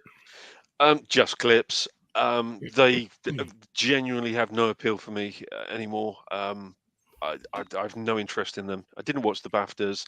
I used to watch the BAFTAs and the Oscars religiously the past few years. I'd say probably the past 6 years, but zero interest in them. I was pleased that Zone of Interest got Best Sound Design, and I think it also got Best Foreign Film, didn't it? Oh, I know you were upset that Benedict Cumberbatch's Wes Anderson short film won Best Short, right? Well, I look, actually, let's talk about that, because I'd like to. We were talking about that yesterday. We're like, "Whoa, that's one that Lance was saying he was upset that they got nominated." Well, here's the thing: is traditionally, and it's not obviously it's not a hard and fast rule, but the short film thing at the Oscars, the short film category, is technically supposed to be like, this is where the underdogs have got a chance. This is where you as a filmmaker can try and get your short film submitted to the Oscars, and there is a procedure you can follow. I know several people that have done it, and I know one person that made it all the way to the shortlist for voting, and then didn't get into final selection for the award, but he got on the shortlist for voting, and that was for his film Gone Fishing. Oh yes, Chris Jones, and he made that film especially to try and get onto that Oscars list. And there's several other people that have tried. The point is, that's really that's the one bit of the Oscars that's not for the big players. Exactly. Wes Anderson, he's like not going to get an Oscar big time, so he just felt a way to, I'll get one this way, making a short. I mean, I guess it's just that Wes Anderson is already a very successful auteur. He's a huge filmmaker. I'm sure he's got a lovely beach house in Malibu, and he might not have a private jet, but maybe he has. I don't know. He seems like one of those guys that's like afraid of flying or some weird. Yeah, I mean, and he may be a very modest man with, he may only have a £5 million house instead of a 25 million pound. I don't know, but the point is that spot could have been had by somebody who really needed it. The next Wes Anderson. Yeah, and I don't really feel he really needed that. We know who Wes Anderson is. World Tenenbaums is one of my favorite movies. Yeah, yeah. But I just kind of think that it's a little bit underhand. It's exactly as Enzo was saying. You know, can't get an Oscar any other way. So let's sneak this one in under the radar. It just I don't know. Something doesn't look quite right to me on that one. But you're absolutely right, Lance. I mean, this is where all of the real sort of up and coming filmmakers, you know, where they sort of ply their wares. You know, they go through an enormous amount of work and effort and time to get their movies nominated and shortlisted. You know, there are certain procedures that you have to, you know, certain criteria you have to fulfill. It's not just necessarily in terms of, you know, what your film is and its length and all of that kind of stuff. It has to be shown in a certain amount of theaters during a certain time period, etc., etc. And there have been some fantastic winners of this category that have gone on to bigger and better things. Maybe not all of them, but there've been a few. I mean, there's a couple that spring to mind. I don't know whether anyone's ever seen the original short film 1201, No. which won way back in the 90s. I think it's on YouTube. It's called 1201, short film. It's pretty good. I think that won for Best Picture. Then there was another one called The Dinner Guest that won way back in the late 80s, I think. But a few of them have been fantastic. Really, really great efforts from some, you know, young up and coming filmmakers. To have somebody like the one last year, or it was either last year or the year before, I think was two British people, and you know they were pretty Microphone is turned off. Yeah, and I thought, what a great, you know, how great for them, and at the very least they probably get entry to the Vanity Fair after party and get to hobnob with all the big names, you know. Deservedly so. I'll tell you something else that irked me about it, and it was this bit. So the in memoriam. Oh yeah, we barely talked about this on Monday. Now, this section's always a bit controversial. Who gets left out, all that kind of thing. Yeah. How can you do this? Put all the. I thought when I saw this, right, these names, I thought this was everyone who'd been mentioned, and they were just doing them all. And the rest. Yeah. That's who that is. This is like, and the runners-up section. And I looked at the names. Hey, and man, I'm like, how can you? Don't you understand? More people are dying than ever because of climate change. Climate change induced injuries. All right. How can you not have a headshot of Burt Young, Treat Williams, Ray Stevenson, David McCallum, Lance Riddick? Yeah. You know, these are big names. So they were saying like Lance Riddick was one of the guys left off the in memoriam, but it's like, no, we put him up there. He's right there. You see? And I just think there was like somebody, because you got Ron Cephas Jones there as well, great actor. Somebody on this production team went right, because there was a bit where, if we go back a bit, there was a bit where you had these. We panned into the into the orchestra, and you had this kind of section of, you know, these pallets that came down from the ceiling, and they projected all these different faces one after the other. A very clever way of getting through, you know, a larger number of people. Yeah. But like, they easily could have fitted in way more, man, by doing it like this. And they did one section where it was all like entertainment lawyers. Look, Greg Morrison, marketing executive. I mean, Greg, listen, sure, you're a wonderful guy. Sure, you did a great job. But Treat Williams is a name that most people will know. Michael Lerner, Treat Williams, Lance Riddick have definitely earned their place to be next to you. I have heard of Jake Bloom, entertainment attorney, but I guess most people probably will not have heard of him.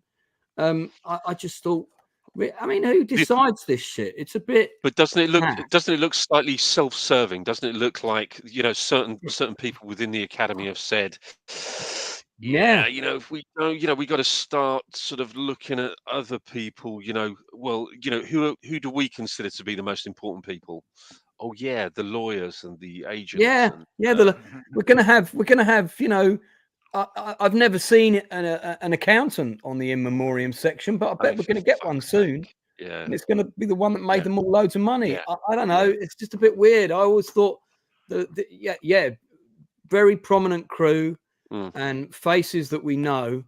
You know, I'm not saying that bloke that did 2 lines in Taxi Driver or whatever, maybe, I mean, the more the better, but there are some people that got left off that it was like, come on now, really? And I just found that globe with all those names in it, I just thought, that's insulting. That's a production meeting. Okay, I know how we'll do this. We'll just whack them all up like a load of credits at the end of a film. Yeah. The whole point is to put their face up there. Just come on, man. You might as well paint them on the back of a bib and give it out to people as they come in. Yeah, but you're right. It's an insult. It really is. It was. Insult. I thought that was quite poor. But then we did exactly the same thing the other year with Bernard Cribbins. You know, having left Bernard Cribbins out of the that was absolutely outrageous, and that's because Frady did. That's because there's younger people running the BAFTA Academy now. Yeah. And they haven't got a fucking clue who these people are. No. Or what films they've been in. They they turned around and said, "Oh, he was mainly in TV." He was in loads of movies. Yeah, The Railway Children for one. Yeah, and the Dalek. Yeah. Invasion of Earth. A few of the Carry On films. Yeah. Yeah, quite a few of those. It's just like, you know, and he was a national institution as well. He was Absolutely lovely man. Was a national. Oh, don't worry, we're going to put him in the TV bath. No one watches that, mate. Yeah. Fuck off. No one watches that. So, you know, you might as well put a picture of him in the BAFTA toilets. You know, more people will see that. Yeah. So, this is why they're losing credibility, these people. Yeah. I think they're floundering. You know, you're actually watching, you know, we are physically watching organizations floundering. They don't know how to approach these things anymore. The only way to do it is get back to how it used to be. It used to be, you know, a great entertainment show. And it was a great entertainment show at one point. And, you know, it was honoring pieces of work by artists, whether it be actors, actresses, directors, writers, cinematographers, for their fantastic work, for their achievement. You know, now it's a completely different ball game. You know, because of all of the rules, all the compliances that there are for films to be submitted. So therefore, those films that are submitted that are in contention for the Oscars, they have this 50-point compliance list, and you know, if they don't meet any of those, or if they don't meet all of them, or I think it's something like 80% of them, then they aren't able to be contenders in any category. So I'd just like to know how some of these movies do make it through. You know, I'd like to know how they, you know, how they that's comply. interesting. I remember when they left out Richard Jordan, because I was a massive fan of him. He was also in Gettysburg. He was also in The Mean Season. He was also in Logan's Run. He was in The Hunt for Red October. You know, that's not an actor that you can turn around and said he wasn't in anything. Oh, it's just such bullshit. So I'd like to see that 50 points compliant list. I'd like to see what the 50 points. Yeah. I mean, we've got it as well. I mean, we actually, you know, as with everything, you know, when we don't know what to do, when the BAFTAs don't know what to do, what they do is they look to the Oscars. Oh yeah, they're doing that, so we do that too. So they have their 50-point compliance list as well. Right. Interesting. You know, so it's no longer about no longer about the movies. It's no longer about you know, the great acting and writing or anything like that. And I think this is where these awards ceremonies now are losing millions and millions of viewers worldwide. All of them, you know, particularly the Oscars. I mean, ours are shit anyway. You know, and also, I think people are slightly fed up with the stage being used as, you know, a soapbox somewhere that you can preach your own personal politics. You know, if you have a political film, then leave that up to the movie to have that particular politic. but Yeah. it's not really down to the individual to stand there and start preaching their own personal politics. There've been a few over the years that that have really kind of made my anus clench with absolute embarrassment. You said the A word. Yeah, I knew it. How dare you? But yeah, but at least I didn't say that. At least I didn't say that what was it, the young lad that was occasionally the cameraman for his father's adult movies was near the bone. Let's not go there.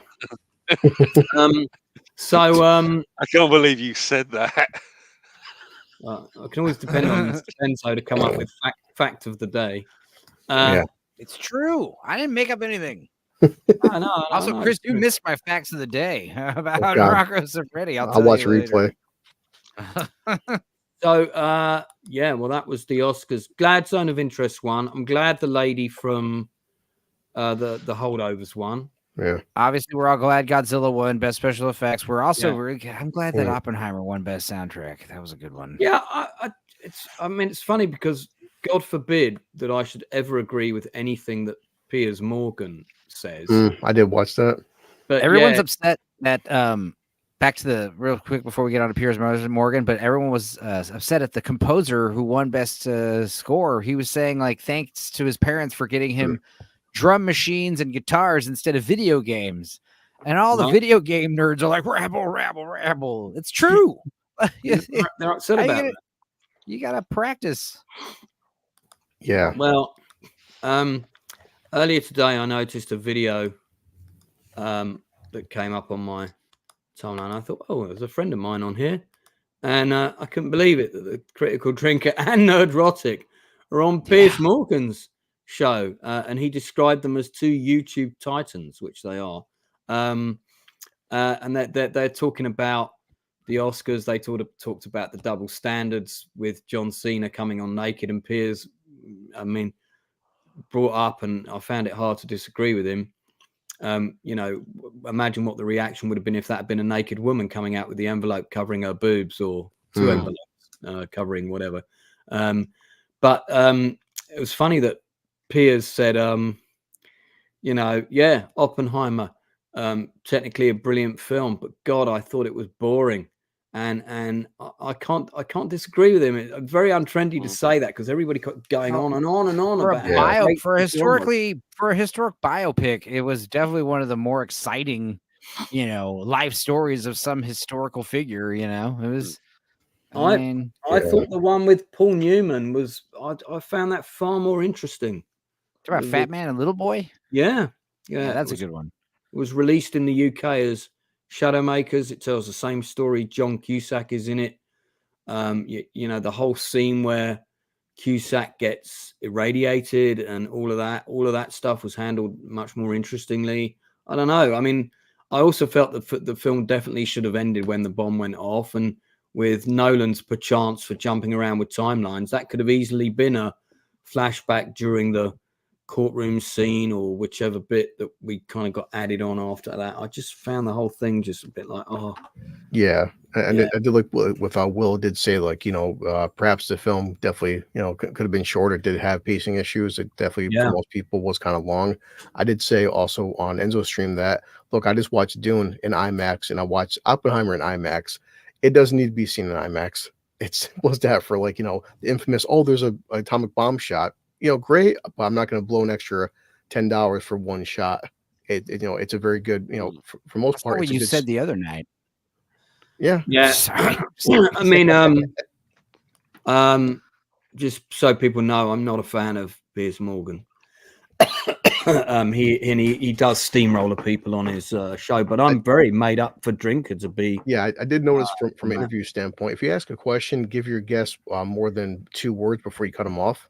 And because I noticed that a lot, especially everybody here, it's good to have difference of opinions. And even if I don't agree with your opinion, I still think you should have the right to get it out. And don't. What are those 3 words say at the bottom left hand of Lance's screen? What does it say in the corner of the screen? What does it say in the corner of the screen he's sharing? The bottom left-hand corner of the screen he's sharing. What does it say? Piers Morgan Uncensored. It says his name. It's his show. He Yeah. can talk as much as he wants. It's like on my show. I'll interrupt whoever the hell I want on my show. That's why. But a good interviewer knows when to let their guests talk. No, I'm kidding. Obviously, it's never good to talk over people. I just think it's funny. I'm going to joke a little bit. I'm half joking when I say this, but like people like Drinker and Neurotic and all of our review bro nerd circle sphere guys spend all this time shitting on the mainstream. But the second the mainstream wants you to come on and talk to you, oh, where's my ticket? Let me get on. I would love to be like in this position and be like, no, Pierce, I don't want to talk to you. But I appreciate, of course, you know, Drinker and Neurotic did well on the show. They're professional YouTube talkers. Like that'd be hilarious if they got on and they were all nervous for some reason. They were really confident. They were on fire. They did real good. Piers went back to Drinker quite a bit on that. Definitely, So, it was. I mean, it was. But yeah, like I said, God forbid that I should agree with Piers Morgan, but I did agree with him on two things. One was the double standards that we now have. It's okay for John Cena to come on naked and have women ogle at him and go, "Oh, I'd do that." But if we objectified a woman in the same way at the Oscars, it would be unacceptable. I like how the Oscars are still white again, and it's not a bad thing this time because the movies that won deserved it. Yeah, I don't know. I mean, like there just wasn't good movies really out. There wasn't a lot to choose from, was there? We talked about this yesterday on our stream where it's like there were no surprises really or alarms, and I think most of the winners, I think we were all satisfied with what was nominated, and we were expecting, you know, what if Barbie had won? It was swept the Oscars, and what if The Creator won Best Visual Effects? Like it would have been equally not as surprising, but still a little bit more disappointing. You'd be like, oh yeah. Weird. Yeah, and that's what's funny. It's like for me, my favorite film of the year was something very few people are talking about, but a Guy Ritchie film called The Covenant, but that's because that was based on true events, and just no one really talked about it, didn't do good at the box office, and now here we are with Lance talking about like the Gentleman, which is a Guy Ritchie production, but how many films just come out and no one talks about them, despite how good or bad they may be. Yeah, I really like The Holdovers, but now I'm like, we're all flabbergasted because now there's like a screenwriting plagiarism controversy behind that movie. Oh, like, is there? That movie was apparently ripped off from some other screenplay called Frisco, but it was about a pediatrician. It was. Yeah, Enzo cut out. Enzo's frozen. He does that sometimes. The big story structure and themes and stuff like that is like copied beat for beat. And if this is true, this could be a problem, but like entire like scenes, like line for line, are ripped from that movie. And the lawsuit also alleges that this copy of Frisco had passed through the hands of Alexander Payne at one point in 2013, and again in 2018.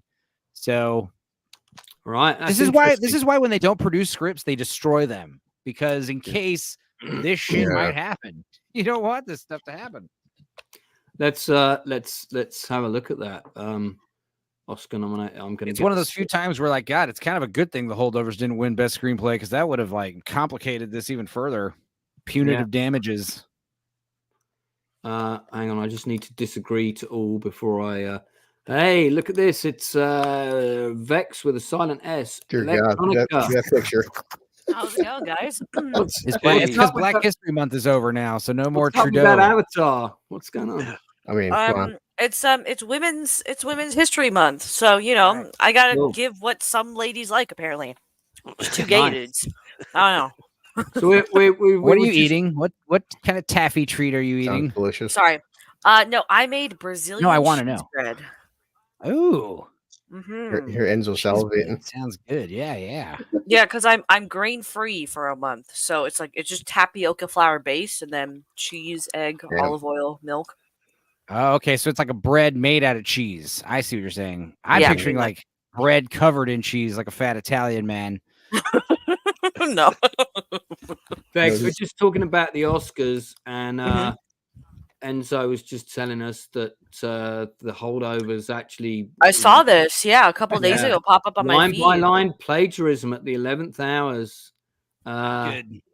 So the biggest hoopla at this year's Oscars would be the absence of Messi, the dog from Anatomy of the Fall. Oh, okay, whatever. Okay, seriously. All right. Okay. All right. Someone's trying to be Get to the funny. Let's meat. get on to the proper story. There was like a Holdovers. picture comparing like line by line what was the Oh same. boy. Right. Or not a line, but Oh. it was a file drop. Sorry, it was a file drop comparing line by line, and it's pretty damning, in all honesty. Can you see if you can get that? my God. Yeah, sure. Let me find it. Yeah, That is let's have a creepy. look at it. Because funnily enough, I'm going through a similar process right now. And if anybody does use any of the ideas or dialogue that I created for them, without crediting and paying me properly, they are going to be sued quite severely. So fun times. Yeah, but yeah. So that's interesting. Been copied from the Frisco screenplay. So who wrote Frisco? I don't know. Some guy. Singleton, I think his name was.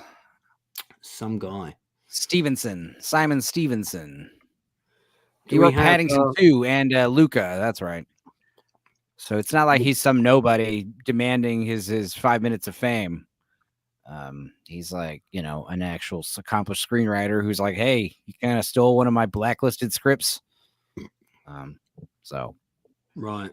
Yeah. So this was a script that had kind of done the rounds already, but hadn't actually made anything. Oh, of the Razzies, do they happen the same night as the Oscars? no, Okay. that would be ridiculous. And awesome. Because how can I attend both? You know? Yeah, exactly. It says here the Razzies have announced their winners for 2024. Here we go. Let's have a look. Yay! Picture, Exorcist Believer? Oh no, Blood and Honey won. Of course, Yeah, I agree with that. Expendables, Winnie the Pooh, Blood and Honey. Yeah, deservedly so. Oh, the premiere of Winnie the Pooh, Blood and Honey 2 yes, was tonight in London. It was tonight. My God. And one of my friends was attending it. He actually came to London especially to attend. I'm like, are you insane? But one of his friends. Okay. If you scroll down, I'm gonna put this link in the private chat. Yeah. Hang on. If you look at scroll this. down, you'll see that the document is listed in a PDF window down there, and you can scroll through it. All right. Before you move to that, worst actress and worst supporting actress, both Megan Fox. She won 2 Razzies this year. Wow. One Look at for that. each silicone titty. There you go. That's amazing. Let's look at the rest of this. Russell Crowe got worst actor for The Pope's Exorcist. That's interesting. No, John Voight did actually, and that's No, probably he got nominated. Yeah, he Yeah. got nominated. Which, I know somebody who worked on that John Voight film. So, and then Sylvester Stallone won Best Supporting Worst Actor. Pooh and Piglet, Worst Screen Couple, Blood and Honey. Blood and Honey won they're going to use that in their marketing campaign. You know, they're going to say Probably. Yep. 6 Razzies. Yeah, the biggest losers. Yeah. That'll be one of the worst films of all time. Okay, so this is an article in Variety that we're going to have a look at now about the plagiarism of the script. People stealing people's ideas. Terrible, that, isn't it? Whoa. I'm skimming this right now. Whoa. Inside man, that's a terrible thing when that happens, isn't it? Yeah, there's a few that I can cite. I think I've already mentioned one big one to you previously, haven't I? Yeah. Right, so hang on. So That's down it. the whole right. So what, we can just scroll through this? Mm-hmm. Screenplay of the screenplay of Frisco tells the story of a cynical, world-weary 50-something children's doctor and precocious teenage patient he finds himself stuck with, looking after in a one-to-one situation for a period of days. Okay, yeah, I know what Simon Stevenson, based on his experiences working with teenagers and a paediatrician in London. Frisco was voted 3rd on the annual blacklist. Unproduced screenplays, yeah, I've heard of that. Right, numerous A-list directors and producers expressed interest. Holdovers, directed by sent and read Frisco in both 2013 and 2019. Right, interesting. The meaningful entirety of the screenplay has been copied. Entire story structure, sequences, scenes, sequential subbeats within the scenes, line by line substance of action and dialogue. Okay. Wow. Is there an actual bit where we can compare dialogue? Yeah, I'm like at page 18, 19 is where they start talking about the dialogue a bit. 16, 17 is where it starts. There's 33 pages of this lawsuit. Right. This is like reading the Gina Carano one. Page 20. Page 20 is pretty. All right. Let's have a look at 20. So I'm not seeing nothing like line for line just yet, but it's all pretty close. I mean, you have to understand, it seems like this one script, Frisco, takes place at a hospital, pediatricians, and boarding schools, obviously a much different setting. But it seems like there's still very similar characters and such with different names. Yeah. Okay.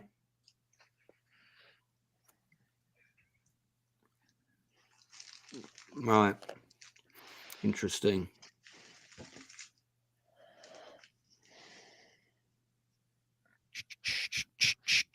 Anyway. Yeah. Yeah. All right.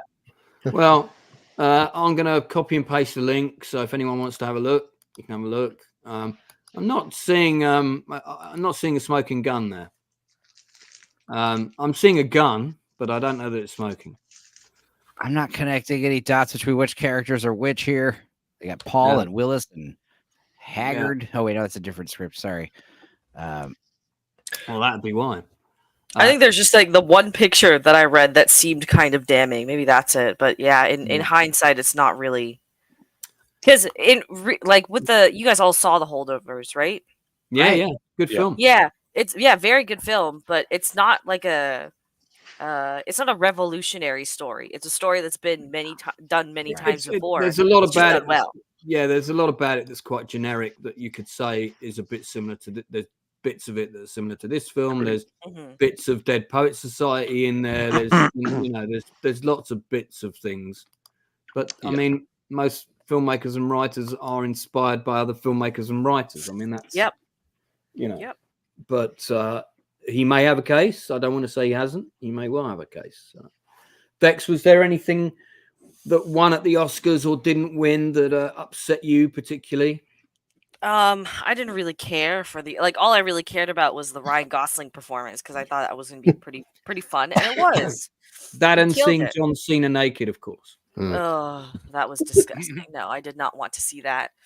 I was a little disappointed that Billie Eilish song won, though, best song. Like, I know not all of them were great contenders anyways, but like hearing that song in the film and then seeing her perform it, I'm just like, she's just whispering. I don't understand it. It's not a moving song. It's not a compelling song. Whereas you see how everyone reacts when I'm Just Ken comes on and fucking Martin Scorsese's in the background. Like there's videos of him being so happy during that performance. Hang on a minute. Hang on. So I must have missed that. I'm Not Ken didn't win best song. It didn't win best song. No. The one that won was from what film? It was still from Barbie, but it was the Billie Eilish song, What Was I Made For? Oh, God, I got to agree. I mean, it's that, that whole kind of whispering thing is really kind of, it's a bit passé now. It's gone. It's done and dusted. Let's move on. Yeah. So I was quite disappointed by that. But other than that, I didn't really care. I think Poor Thing, like Emma Stone winning. I'm actually surprised that Poor Things was nominated for anything, but I think that goes to show more than anything how disgusting Hollywood is. The fact that it got any Oscar nominations. You didn't like the movie? I still have yet to see it, but I've read quite a few synopses and seen some clips across the internet, and I just find it quite disgusting that we're propping up a film at the Academy, what is supposed to be the most prestigious film award ceremony of the year. And it's about a woman being turned into a sex Frankenstein while she's got a baby's brain. Yeah, that's really weird. I can see that that's problematical in all kinds of ways. The film looks great, it's definitely controversial. That's one of those films like people either love it or they hate it. It's a bit of a Marmite I think I'm gonna eventually watch it just to see what all the hubbub is, but it's quite. I don't know. Just knowing that kind of film was even made is quite disturbing. Right. I watched it. I watched like the first 45 minutes, and then I remembered I had to watch something more important. So I haven't seen the rest of it yet. I remembered I was washing my hair. The first 45 minutes of it was, I mean, there was a lot going on, and I was kind of like, wow, this is a certain type of film, isn't it? I mean, I can't say it wasn't terrible or anything. I gotta watch, because again, I'm seeing clips out of context, right? So I'll watch the whole thing all together at one point, but I do feel like a lot of stuff taken out of context with that movie, because I felt there's a lot of themes that people are overlooking, and that's how people get there's a lot of stuff overlooked because you're focused on one aspect. I think the film's got 20 things that you could break down in terms of Willem Dafoe's character. What happens to his character is pretty fucked up. I'm sorry, but and you can tell what kind of stuff happens. And Mark Ruffalo, to his credit, he plays a very good asshole, which I guess he wasn't acting. Yeah, that's the one thing about it, is like the people who are having sex with her, they don't know she has a baby's brain, and they're all painted in an antagonistic light because, I mean, they kind of it's that classic science fiction woman-child trope you see all the time. But in this movie, it's all a metaphor for becoming a woman, expedited, which apparently in Hollywood means becoming promiscuous.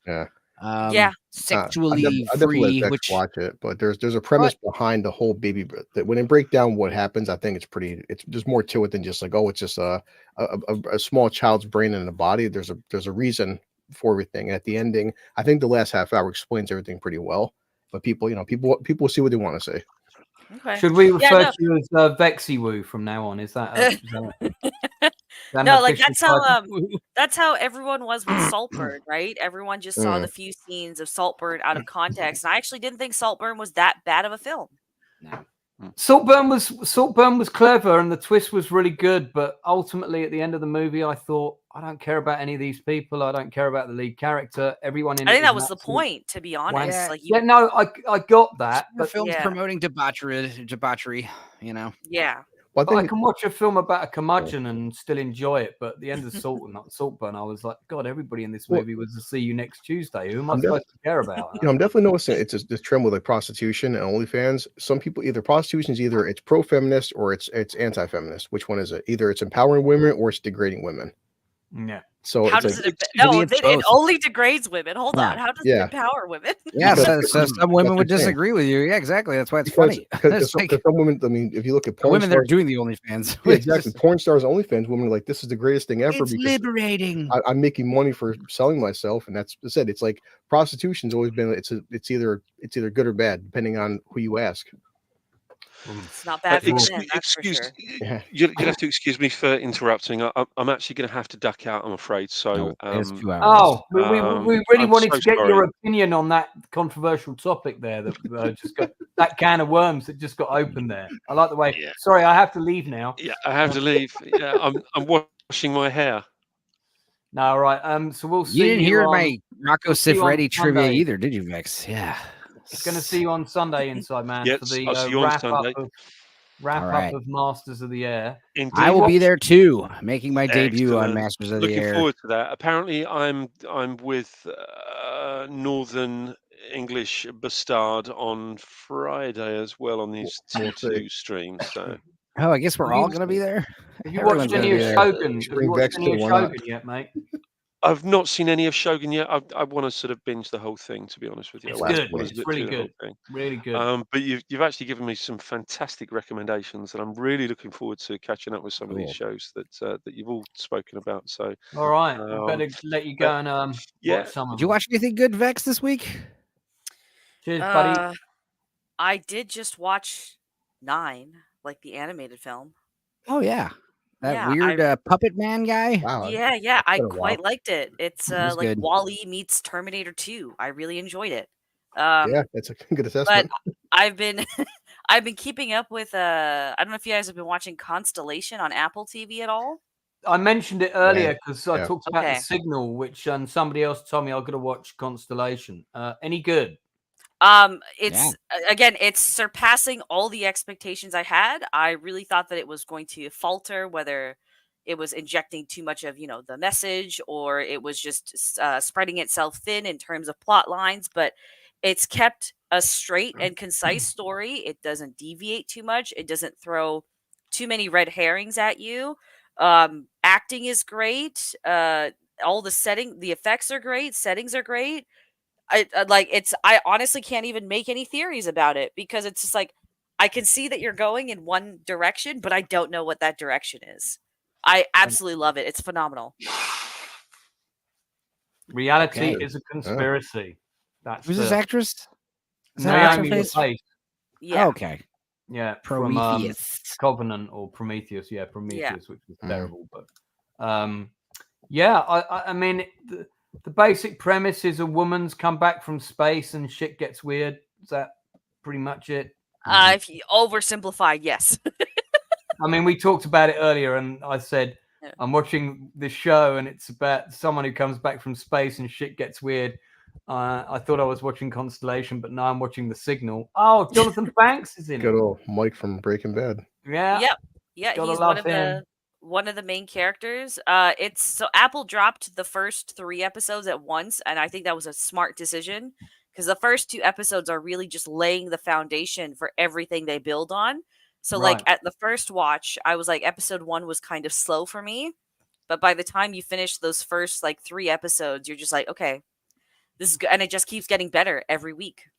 So, I mean, here's the interesting thing. So clearly one of the main characters is the woman. I'm guessing this is the woman's father, or the woman's husband and her kid, right? Yes, yeah. Right. Okay. So in The Signal, one of the main characters is the space woman, and this is her husband and her kid. That's the German. I've never heard of The Signal. Hold on, let me look this It's up. on Netflix. So, Is it a film? no, TV show. Yeah, not to be confused with the 3 movies called The Signal. Yeah. which are It's also this year, 2024. Yeah. And it's it'd be weird if this was a remake of the German show called The Signal. I don't know if it is, but that would be strange. Oh, okay, hold on. The premise is very different. This is when an astronaut mysteriously vanishes during a mission. Her husband goes to investigate while navigating life as a single parent. Yeah. Yeah, but she does return to Earth, and well, without giving too much away, has she vanished or hasn't she? Okay, I'll check this out. Yeah. So, but Constellation looks good. I mean, I saw the trailer for this actually in the cinema when I went to see June 2. It trailered with June 2 because they're doing lots of trailers for streaming stuff in the cinemas in the UK now. I had no trailers when I went to go see Dune, but I went in IMAX, so maybe that's why. Toxic has asked a question, but as Depenzo has reminded me, I'm to ignore him at all times. So I didn't say that. I said he knows my answer for that question. well, let's have a look. Do we like weekly shows dropped all at once, or a few episodes and then stretched out? I always like to be stretched out, baby. Giggity. Okay, so like The Walking Dead, for example, which is a good example. The only way I was able to get to the end of that show, as in the original thing, all 14 seasons of it, was I always binged it in 2 days each season, and it was a show that works better like that, because when it was poor or when it wasn't as good, it got quite slow and messy, but at least you could get through it quickly. And actually, I stopped watching it for a bit, and then I watched 4 seasons in one go. Not like without stopping. Obviously, there were toilet breaks, but yeah, and that benefited. Yeah, I guess it depends on the show. Like if it's like a sitcom, I think that's something that you could binge, and it's not like there's anything really lost. But otherwise, like if it's something like, I don't know, if it is like The Walking Dead or Constellation, I like the weekly drop. It gives you a little, because I find like when I go back and rewatch a show, for example, that I've binged that I really like, I'm just like, oh, how did I miss all of these details? And it's because my brain, maybe yours is different, but my brain just can't comprehend every single detail that's being pumped into it when I watch 12 episodes. of a show in one go, you know? Yeah, I mean, it's kind of the mark of quality because, like, I love the ability to watch a show whenever I want, all at once. But like when you start watching like a really good show, like The Wire, for instance, that show's so dense. Even if you have the whole show at your fingertips, you're only going to watch 2 episodes at a time because it's like I need to take a break and digest what I'm watching. Is a lot. I definitely agree with Vex. I've said this before, like when on Netflix. Okay, guys. Hey, look, the new season of Cobra Kai is out Friday. Awesome. Hey, guys, I watched Cobra Kai by Saturday morning. Fire. It's like, well, I watched the entire season by Saturday morning. Okay. After 1 month, what happened to Cobra Kai? Wait, what happened again? And exactly. Yeah. Whenever next season comes out, you always see like, previously on Cobra Kai, the recap. No, but people, it feels like human beings. It's, we're so. It's good to get information in doses. Yeah, try to cramming 10 episodes or 10 hours into like one day. It's hard. That's also because when you binge stuff, right, Blue, you're like, this scene doesn't look too important. I'm going to go for a pee, but I'm going to leave it running. You don't always hit the pause, or I'm going to. Yeah, but even me binging shows, checking my phone, and Well, when I binge a show, any show, it's like I'm going to watch 1 or 2 episodes a day. That is binging for me. Like this idea, like once a week for 12 weeks, like that's a long time, man. And also it's hard to watch multiple shows at once that way. Like when you're juggling multiple weekly shows at once and multiple storylines. Yeah. I don't know. I'm one of those guys. I like to hyper focus on one thing at a time. Also, move on to the next thing. I feel like people get bored. This is how many episodes are out, Vex? We're about to get 6 tomorrow, or actually tonight. But it's 8 episodes in total. Right. Okay. And what's your current rating out of 10 for it as it stands? As it stands, I'm gonna say a 9 out of 10. Okay, that's good. I really like the acting. I like the way that the characters are developed. I like that it doesn't throw. There's an opportunity for it to go all these different avenues, but it's keeping a tight story. The overall setting is very interesting. The premise so far is very well executed. The only downside is you do see a little bit of that DEI stuff, kind of especially in the first episode, because it's like, oh, everyone who works in space and for every space agency across the world is a woman? What? Right? So it just like it's a little unbelievable there. Well, there are no bears in space, to be fair, so again, it doesn't focus on that element, right? It doesn't focus on, oh, this is a female lead or anything. It focuses on the character. So I'm really enjoying it so far. I find myself looking forward to every single episode every week. 9 out of 10 so far, but it could be very easy for them to fuck it up and for that to drop to like a 5 out of 10. I don't know if anyone's noticed, but like, so in The Signal, there's scenes on board, the International Space Station, right? Mm-hmm. And then we've just had that film, the ISS, right? The movie. And again, you've got your International Space Station interior set. I'm guessing there are scenes on board the International Space Station in the Constellation, because it does appear in the trailer. Yep, first 2 episodes are basically all on the station. Yeah. Is it also a similar looking set by any chance to the set from ISS? And I have not seen the ISS movie or Signal, so I'm not sure. I mean, I swear to you that these are all the same set. I feel like it's been built. People said, "Yeah, okay, another your International Space Station set this way." Wouldn't surprise me. Yeah, because I mean, if they're basing it on the real ISS, presumably there's a lot of photos and reference and whatnot. But here's what you do. You use the same set, but lie. Say you built a new one, inflate your budget some more, pocket the budget difference. I feel like that's what they're doing with every movie and show right now, Cutting massive corners and lying about it. Okay, There's no way these movies cost as much as they're saying it is. There's no way. No. Well, that's the whole. You don't think they really paid $10,000 for a toilet seat? $50,000. They're paying all the salaries for the entire departments of HR people, like armies of HR people. Yeah. Okay, so this is The Signal? No, this is ISS. Okay.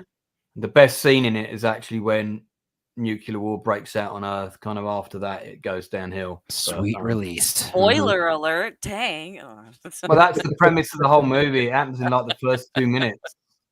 So it's also spoilers for actual nuclear war. It's like that's the best scene, and it all goes downhill from there.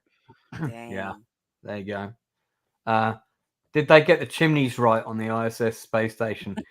I need to check my space chimney manual. Clearly not sure. Jamalama has answered that 3 is the correct answer to the size of Vex's brain. Thank you for that. So you did mention earlier that you weren't sure how big your brain was, so I thought we'd put that out there for you. Yeah. Okay. What else have you seen, Vex, that you like apart from Constellation? Anything else? I did. I saw Dune Part 2 last week. I quite enjoyed that. Did you feel like me that the ending was a bit rushed? That was my main gripe. Yeah, that was a big gripe for me as well. Even on the second rewatch, it didn't get much better. I would have liked to see more battling because, again, the film is pretty methodical in building you up to it because all of the preparation that happens is basically for that battle, right? But I guess with the way it's left off, because this movie is where, from my understanding, it deviates the most from the source material. So I imagine if a third one comes, we're going to get a lot more battle sequences. Yeah, the whole thing with Chani kind of getting upset with him and riding off on a worm into the sunset. That's all bollocks. That's not in the book. So I'm guessing they're setting up a big storyline. His last line to her in the book is he looks at her across the throne room and says, "I'll take this woman to be my, I'll marry to become whatever emperor of the known universe, but she'll never be my lover. That'll only ever be you." Words to that effect. And they exchange a look, and literally 2 lines later after that, the book ends. Yeah. Oh. Yeah. I mean, that's like the last paragraph of the book is Paul basically saying to Chani, "My love for you is eternal. This woman is just a trophy of the war," sort of thing. He kind of says that in this one too, right before his battle with Austin Butler, right? Similar thing. Yeah, it's not as pronounced though. It's not as pronounced as in the Lynch version.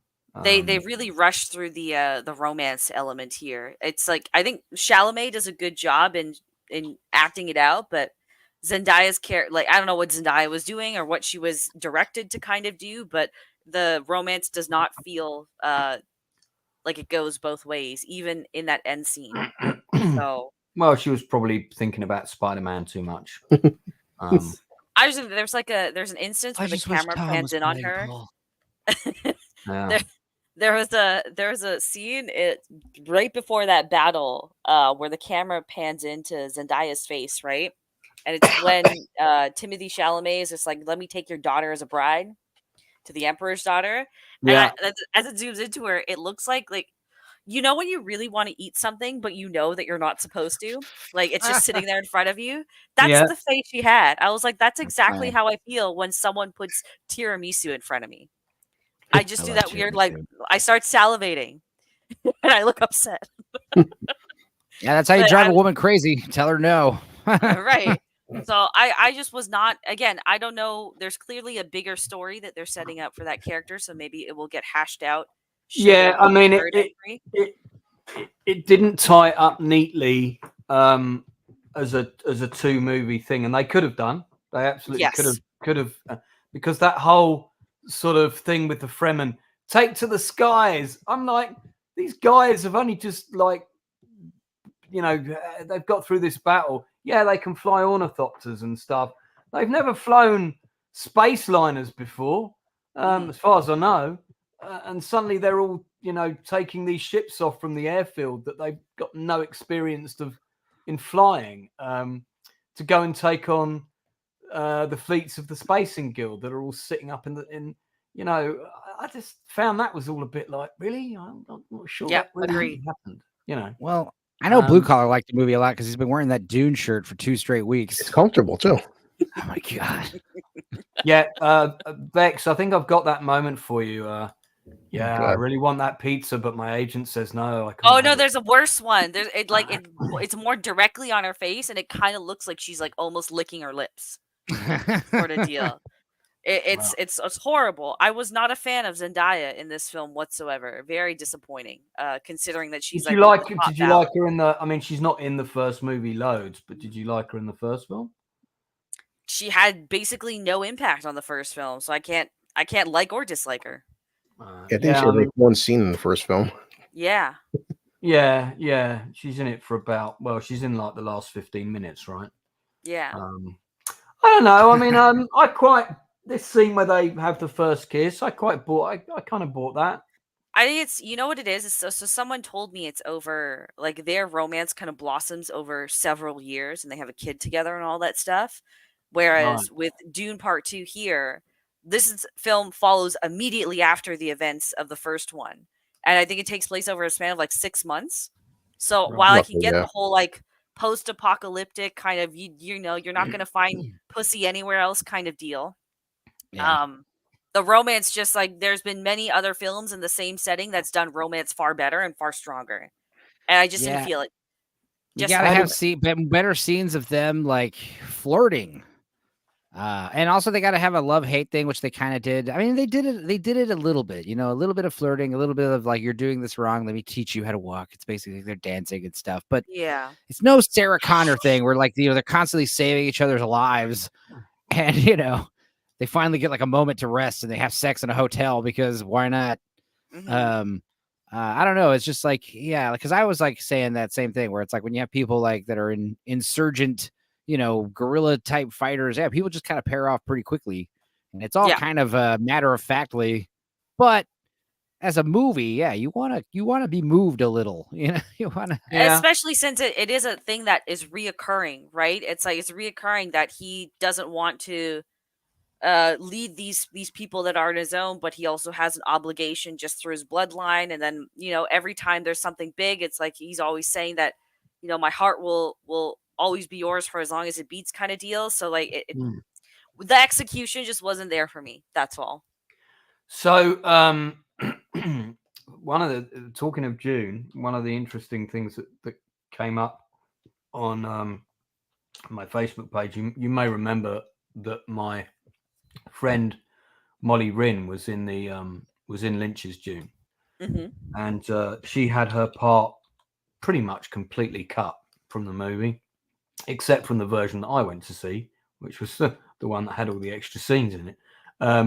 But you don't get to see any of her scenes until I think the TV American first TV edit that was shown over 2 nights, which was a lot longer. But if you go to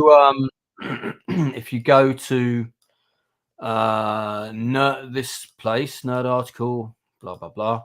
I'm just going to pop the link in the chat. She has recently discovered scenes of hers that have never been seen. In fact, I haven't seen these scenes in any of the cuts of Lynch's June that I've got. I've got 4 different versions of June 84. Dang. And and this is she did this video about it, and somebody did a restoration for her of her scene with the kid that's born. I'm just going to mute the audio. She plays the wife of Janice, and she had a whole subplot. Like she's in the end scene here with her 2 boys, and you can see one of them's holding the dog.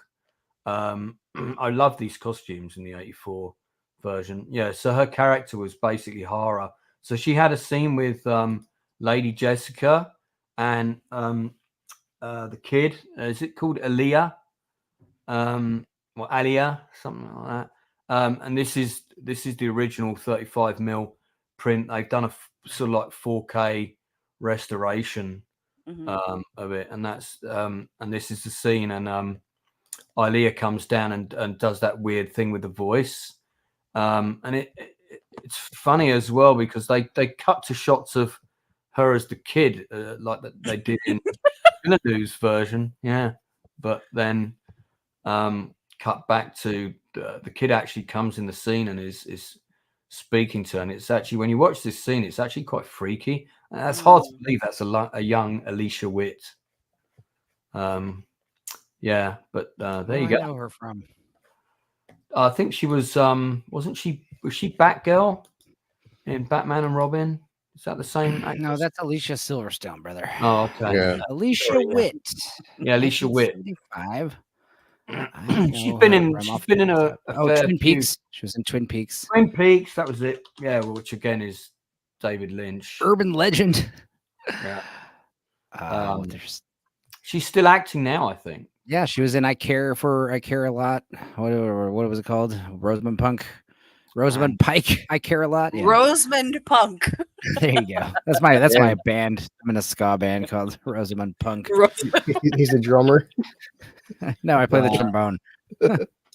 Yeah, here she is. There you go. And was recently in Twin Peaks: The Return. Oh, She's yeah, done a ton of stuff. I like the space pug. I like the pug dog in the June. Space bugs are awesome. There were some lines of dialogue in June '84. I think I said this last week that I really preferred in the Lynch version, which most people would just say no. Listen, the Villeneuve version way better overall, but like I don't know, like the bit where Carl McLachlan went, "Long live the fighters." I kind of preferred that version. Mm-hmm.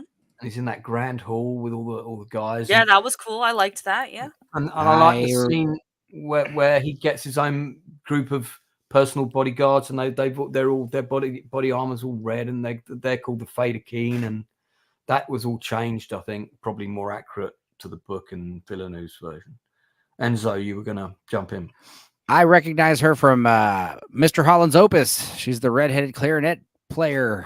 That's what it is. That's a good movie. I like that movie. I love that movie. Michael Kamen, excuse me. Composer. Yeah, Michael Kamen did the music. Yeah. Richard Dreyfuss as opposed to Richard Dreyfuss. Right, the star of the Jim Henson thing. Yeah. Anything else, Vex, before we wrap up? I did watch. Actually, I guess it was like a couple weeks ago, but I watched Shantaram on Apple TV. Shantaram.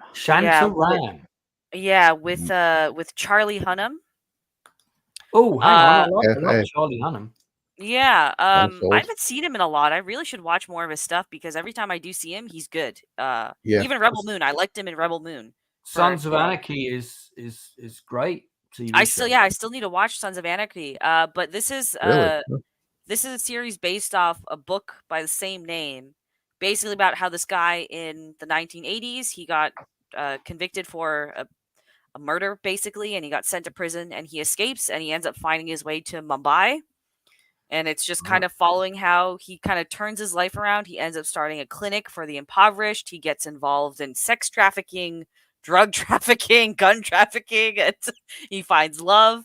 It was just not very well paced. I think was the biggest problem. Is I wish they would have just focused more on Charlie Hunnam's character instead of divulging as much as they did into these side stories, which honestly didn't need the amount of exploration that they gave. Because every scene that he is in, he commands the screen. He was phenomenal in this.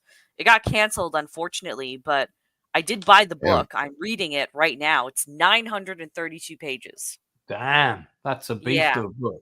It's a beast of it. But you know what? It's so far it's very well written. I quite enjoy the way that he builds. Like I can picture each scene because the way he writes, it's not too wordy in which you feel put off, but it's just descriptive enough where you're immersed, like word by word, page by page. So I'm enjoying it quite a bit, but it's a shame this was canceled because it even ends like the last shot of the first season is to be continued. Oh shit! So basically, we shouldn't watch it. Then? Should we watch it or not? I think it's worth watching still. Like season 1 does still have a complete story, but yeah, it loses itself a bit in the middle. But Charlie Hunnam definitely carries the show, and it's pretty good for that reason. I like Alexander Sigdig, who's in it, Mm-hmm. and I like the fact that they've got ethnically authentic cast for the locations and the story. Yeah, it had a lot of issues with production because it started right before COVID, and then COVID hit, and everyone had the lockdowns and all that stuff, and there were restrictions with filming. So, like, part of it is filmed in India, and then they had to go to Thailand and set up a set and film the rest of it there. And Yeah. it's one season. How many eps? 10? 12 episodes. 12 episodes. Okay. Yeah, hour-long episodes as well. All right. Like proper hour long, not like Masters of the Air hour other long, shows. 40-minute It's episodes. like 58 minutes to, something like that. Yeah. He does know how to rock a man bun, doesn't he, Mr. He does, yeah. No, I was just I really gotta watch Sons of Anarchy. He is a really good actor. I can understand probably maybe personal reasons why he hasn't blown up, but man, he should be commanding a lot more screens. Does think he does he toot the Vex Flugelhorn? He's a traditionally handsome man, sure, I'd say that. Okay. Oh, hello. This, I think I'm definitely going to watch this show. Sounds good. Oh, he was really good in Gentleman. Hang on, look at this. Look at this hairy chest. Enzo, can you confirm if that's an accurate representation of your chest? There you go. See, yep. Yeah, it's pretty similar. Yeah. Enzo's He's got like a perfect rectangle of chest hair right here. Dude, you could have played this role. Look at this. It's so similar. Could have played this guy. Yeah. I bet that guy does karaoke in a bar. I'll be in your movie as long as I can die from a scarecrow dance, like getting a bunch of squibs going off of me and I get killed by machine gun fire. I'll be in whatever movie. I don't care. I would love to die on screen. That'd be awesome. Is that Vex? Is that a set? Is that like a prison set? Looks like I'm not sure. It's medieval times, bro. This is from filming for the movie. I'm just wondering, is that a real building or is that a set? Because that could be real. Like yeah, but it could be like the other side of it could all be scaffolding poles. Do you know what I mean?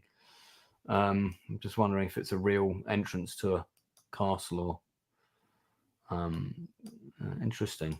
I do like seeing all these behind the scenes. Oh, thanks for that, Bex. Good shout. Yeah. Not bad. Any other things at all? I did watch Grizzly Man, the documentary as well. Yes. Oh wow, yeah. Yeah. I think I saw that around the time it came out, and I didn't really remember it. So I watched it again a couple days ago. I was like, oh god, this is so good. I was crying. I was in tears at the end. I think I've seen this, right? It's Herzog's.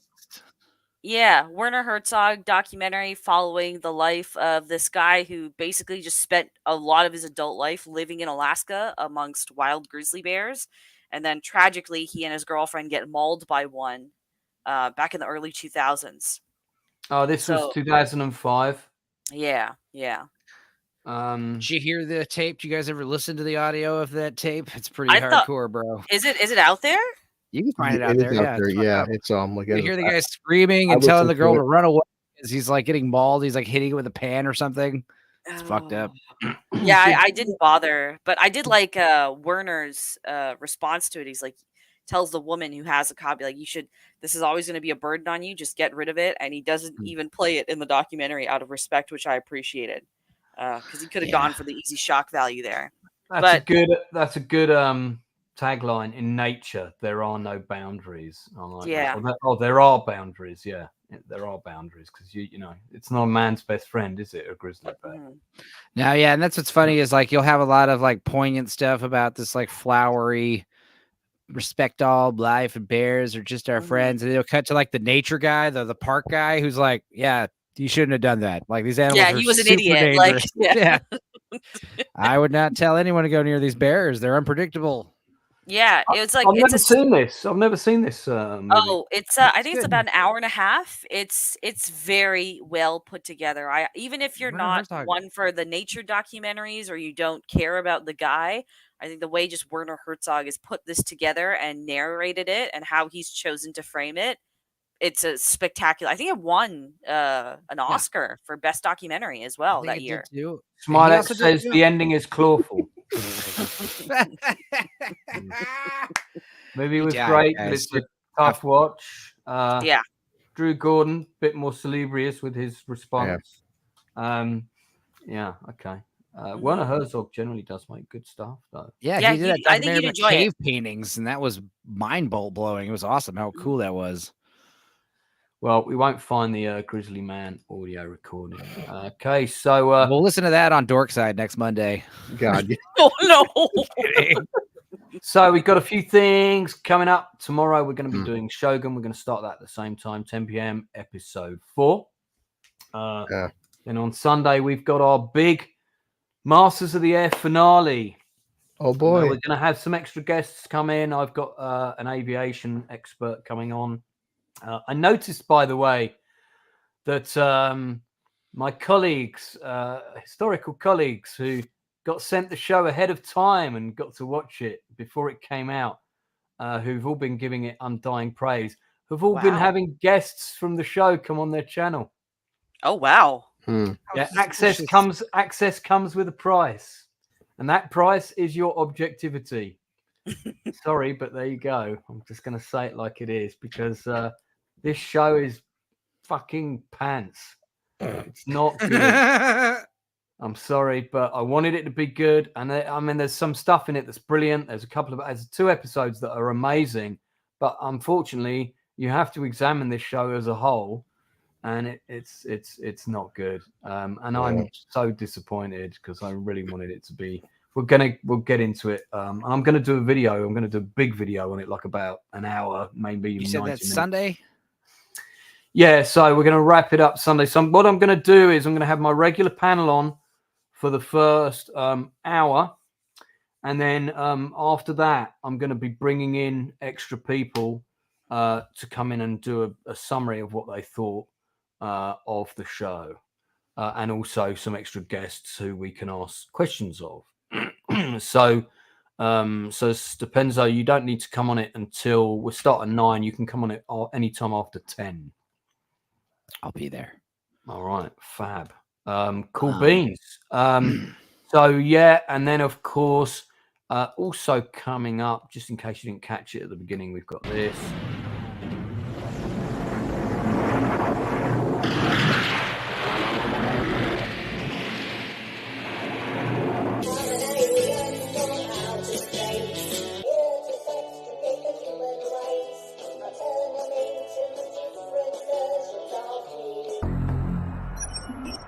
Base, this is Station 31. Do you copy?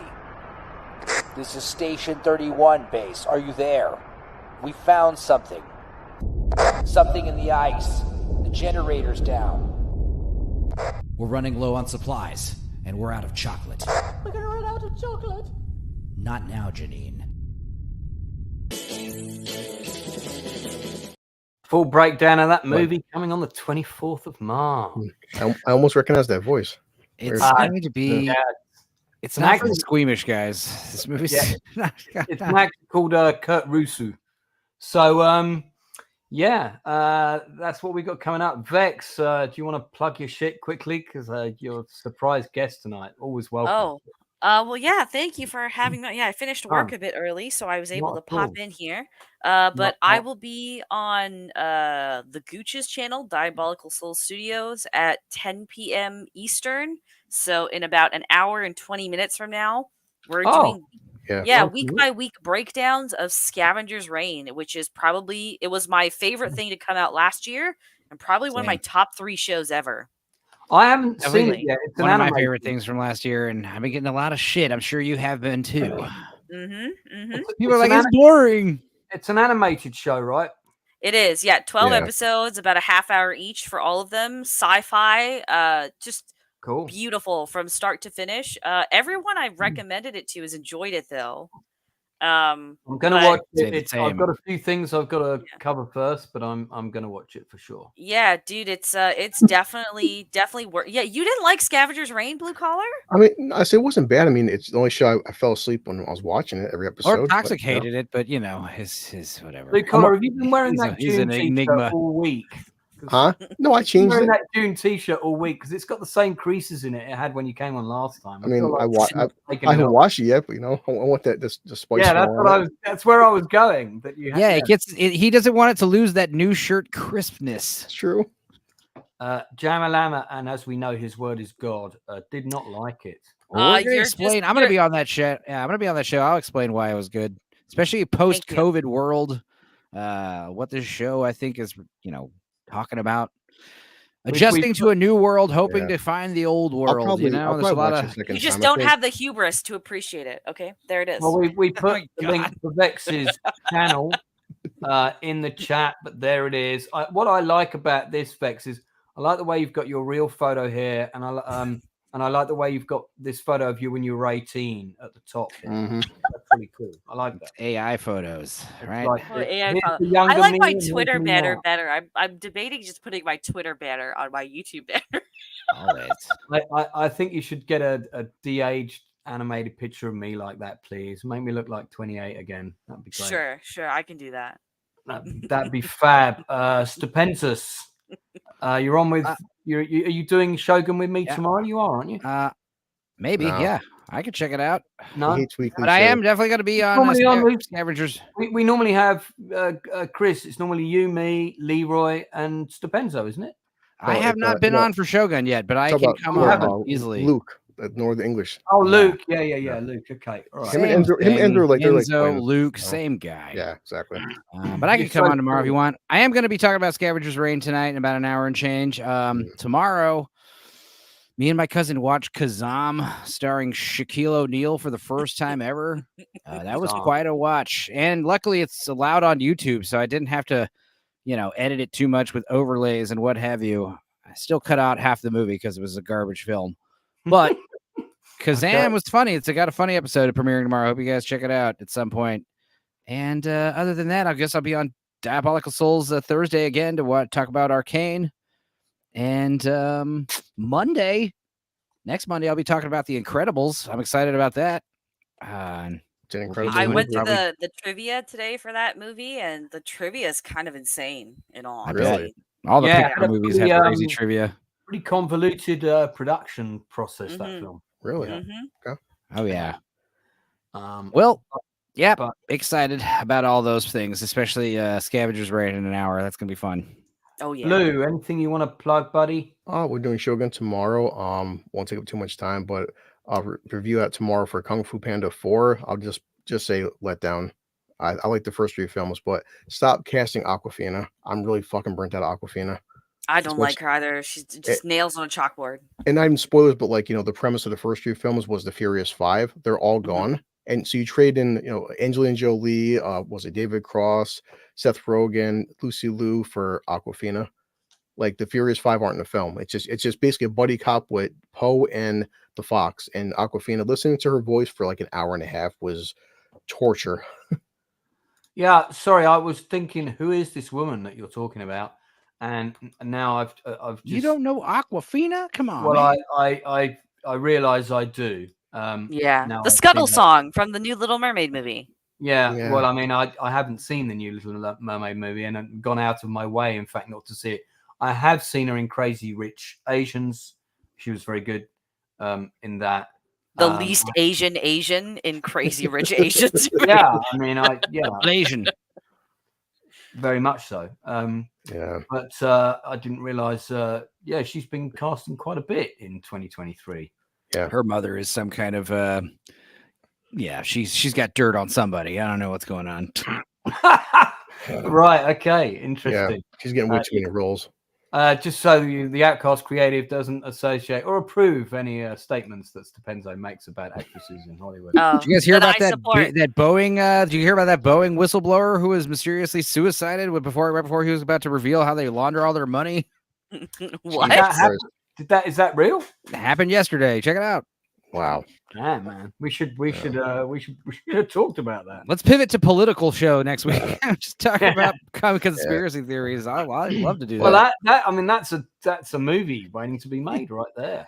So, yeah, but I do think the animation, I mean, for a 5 or 6 year old, the animation is good. But my premise is like the first Kung Fu Panda came out 16 years ago, and my kid just turned 17. So we're looking at a franchise with they're growing up with these films, and it's like they're almost like they're going backwards. The storyline's shit. The animation's not as good as the first 3, and it feels like a pure like cash grab.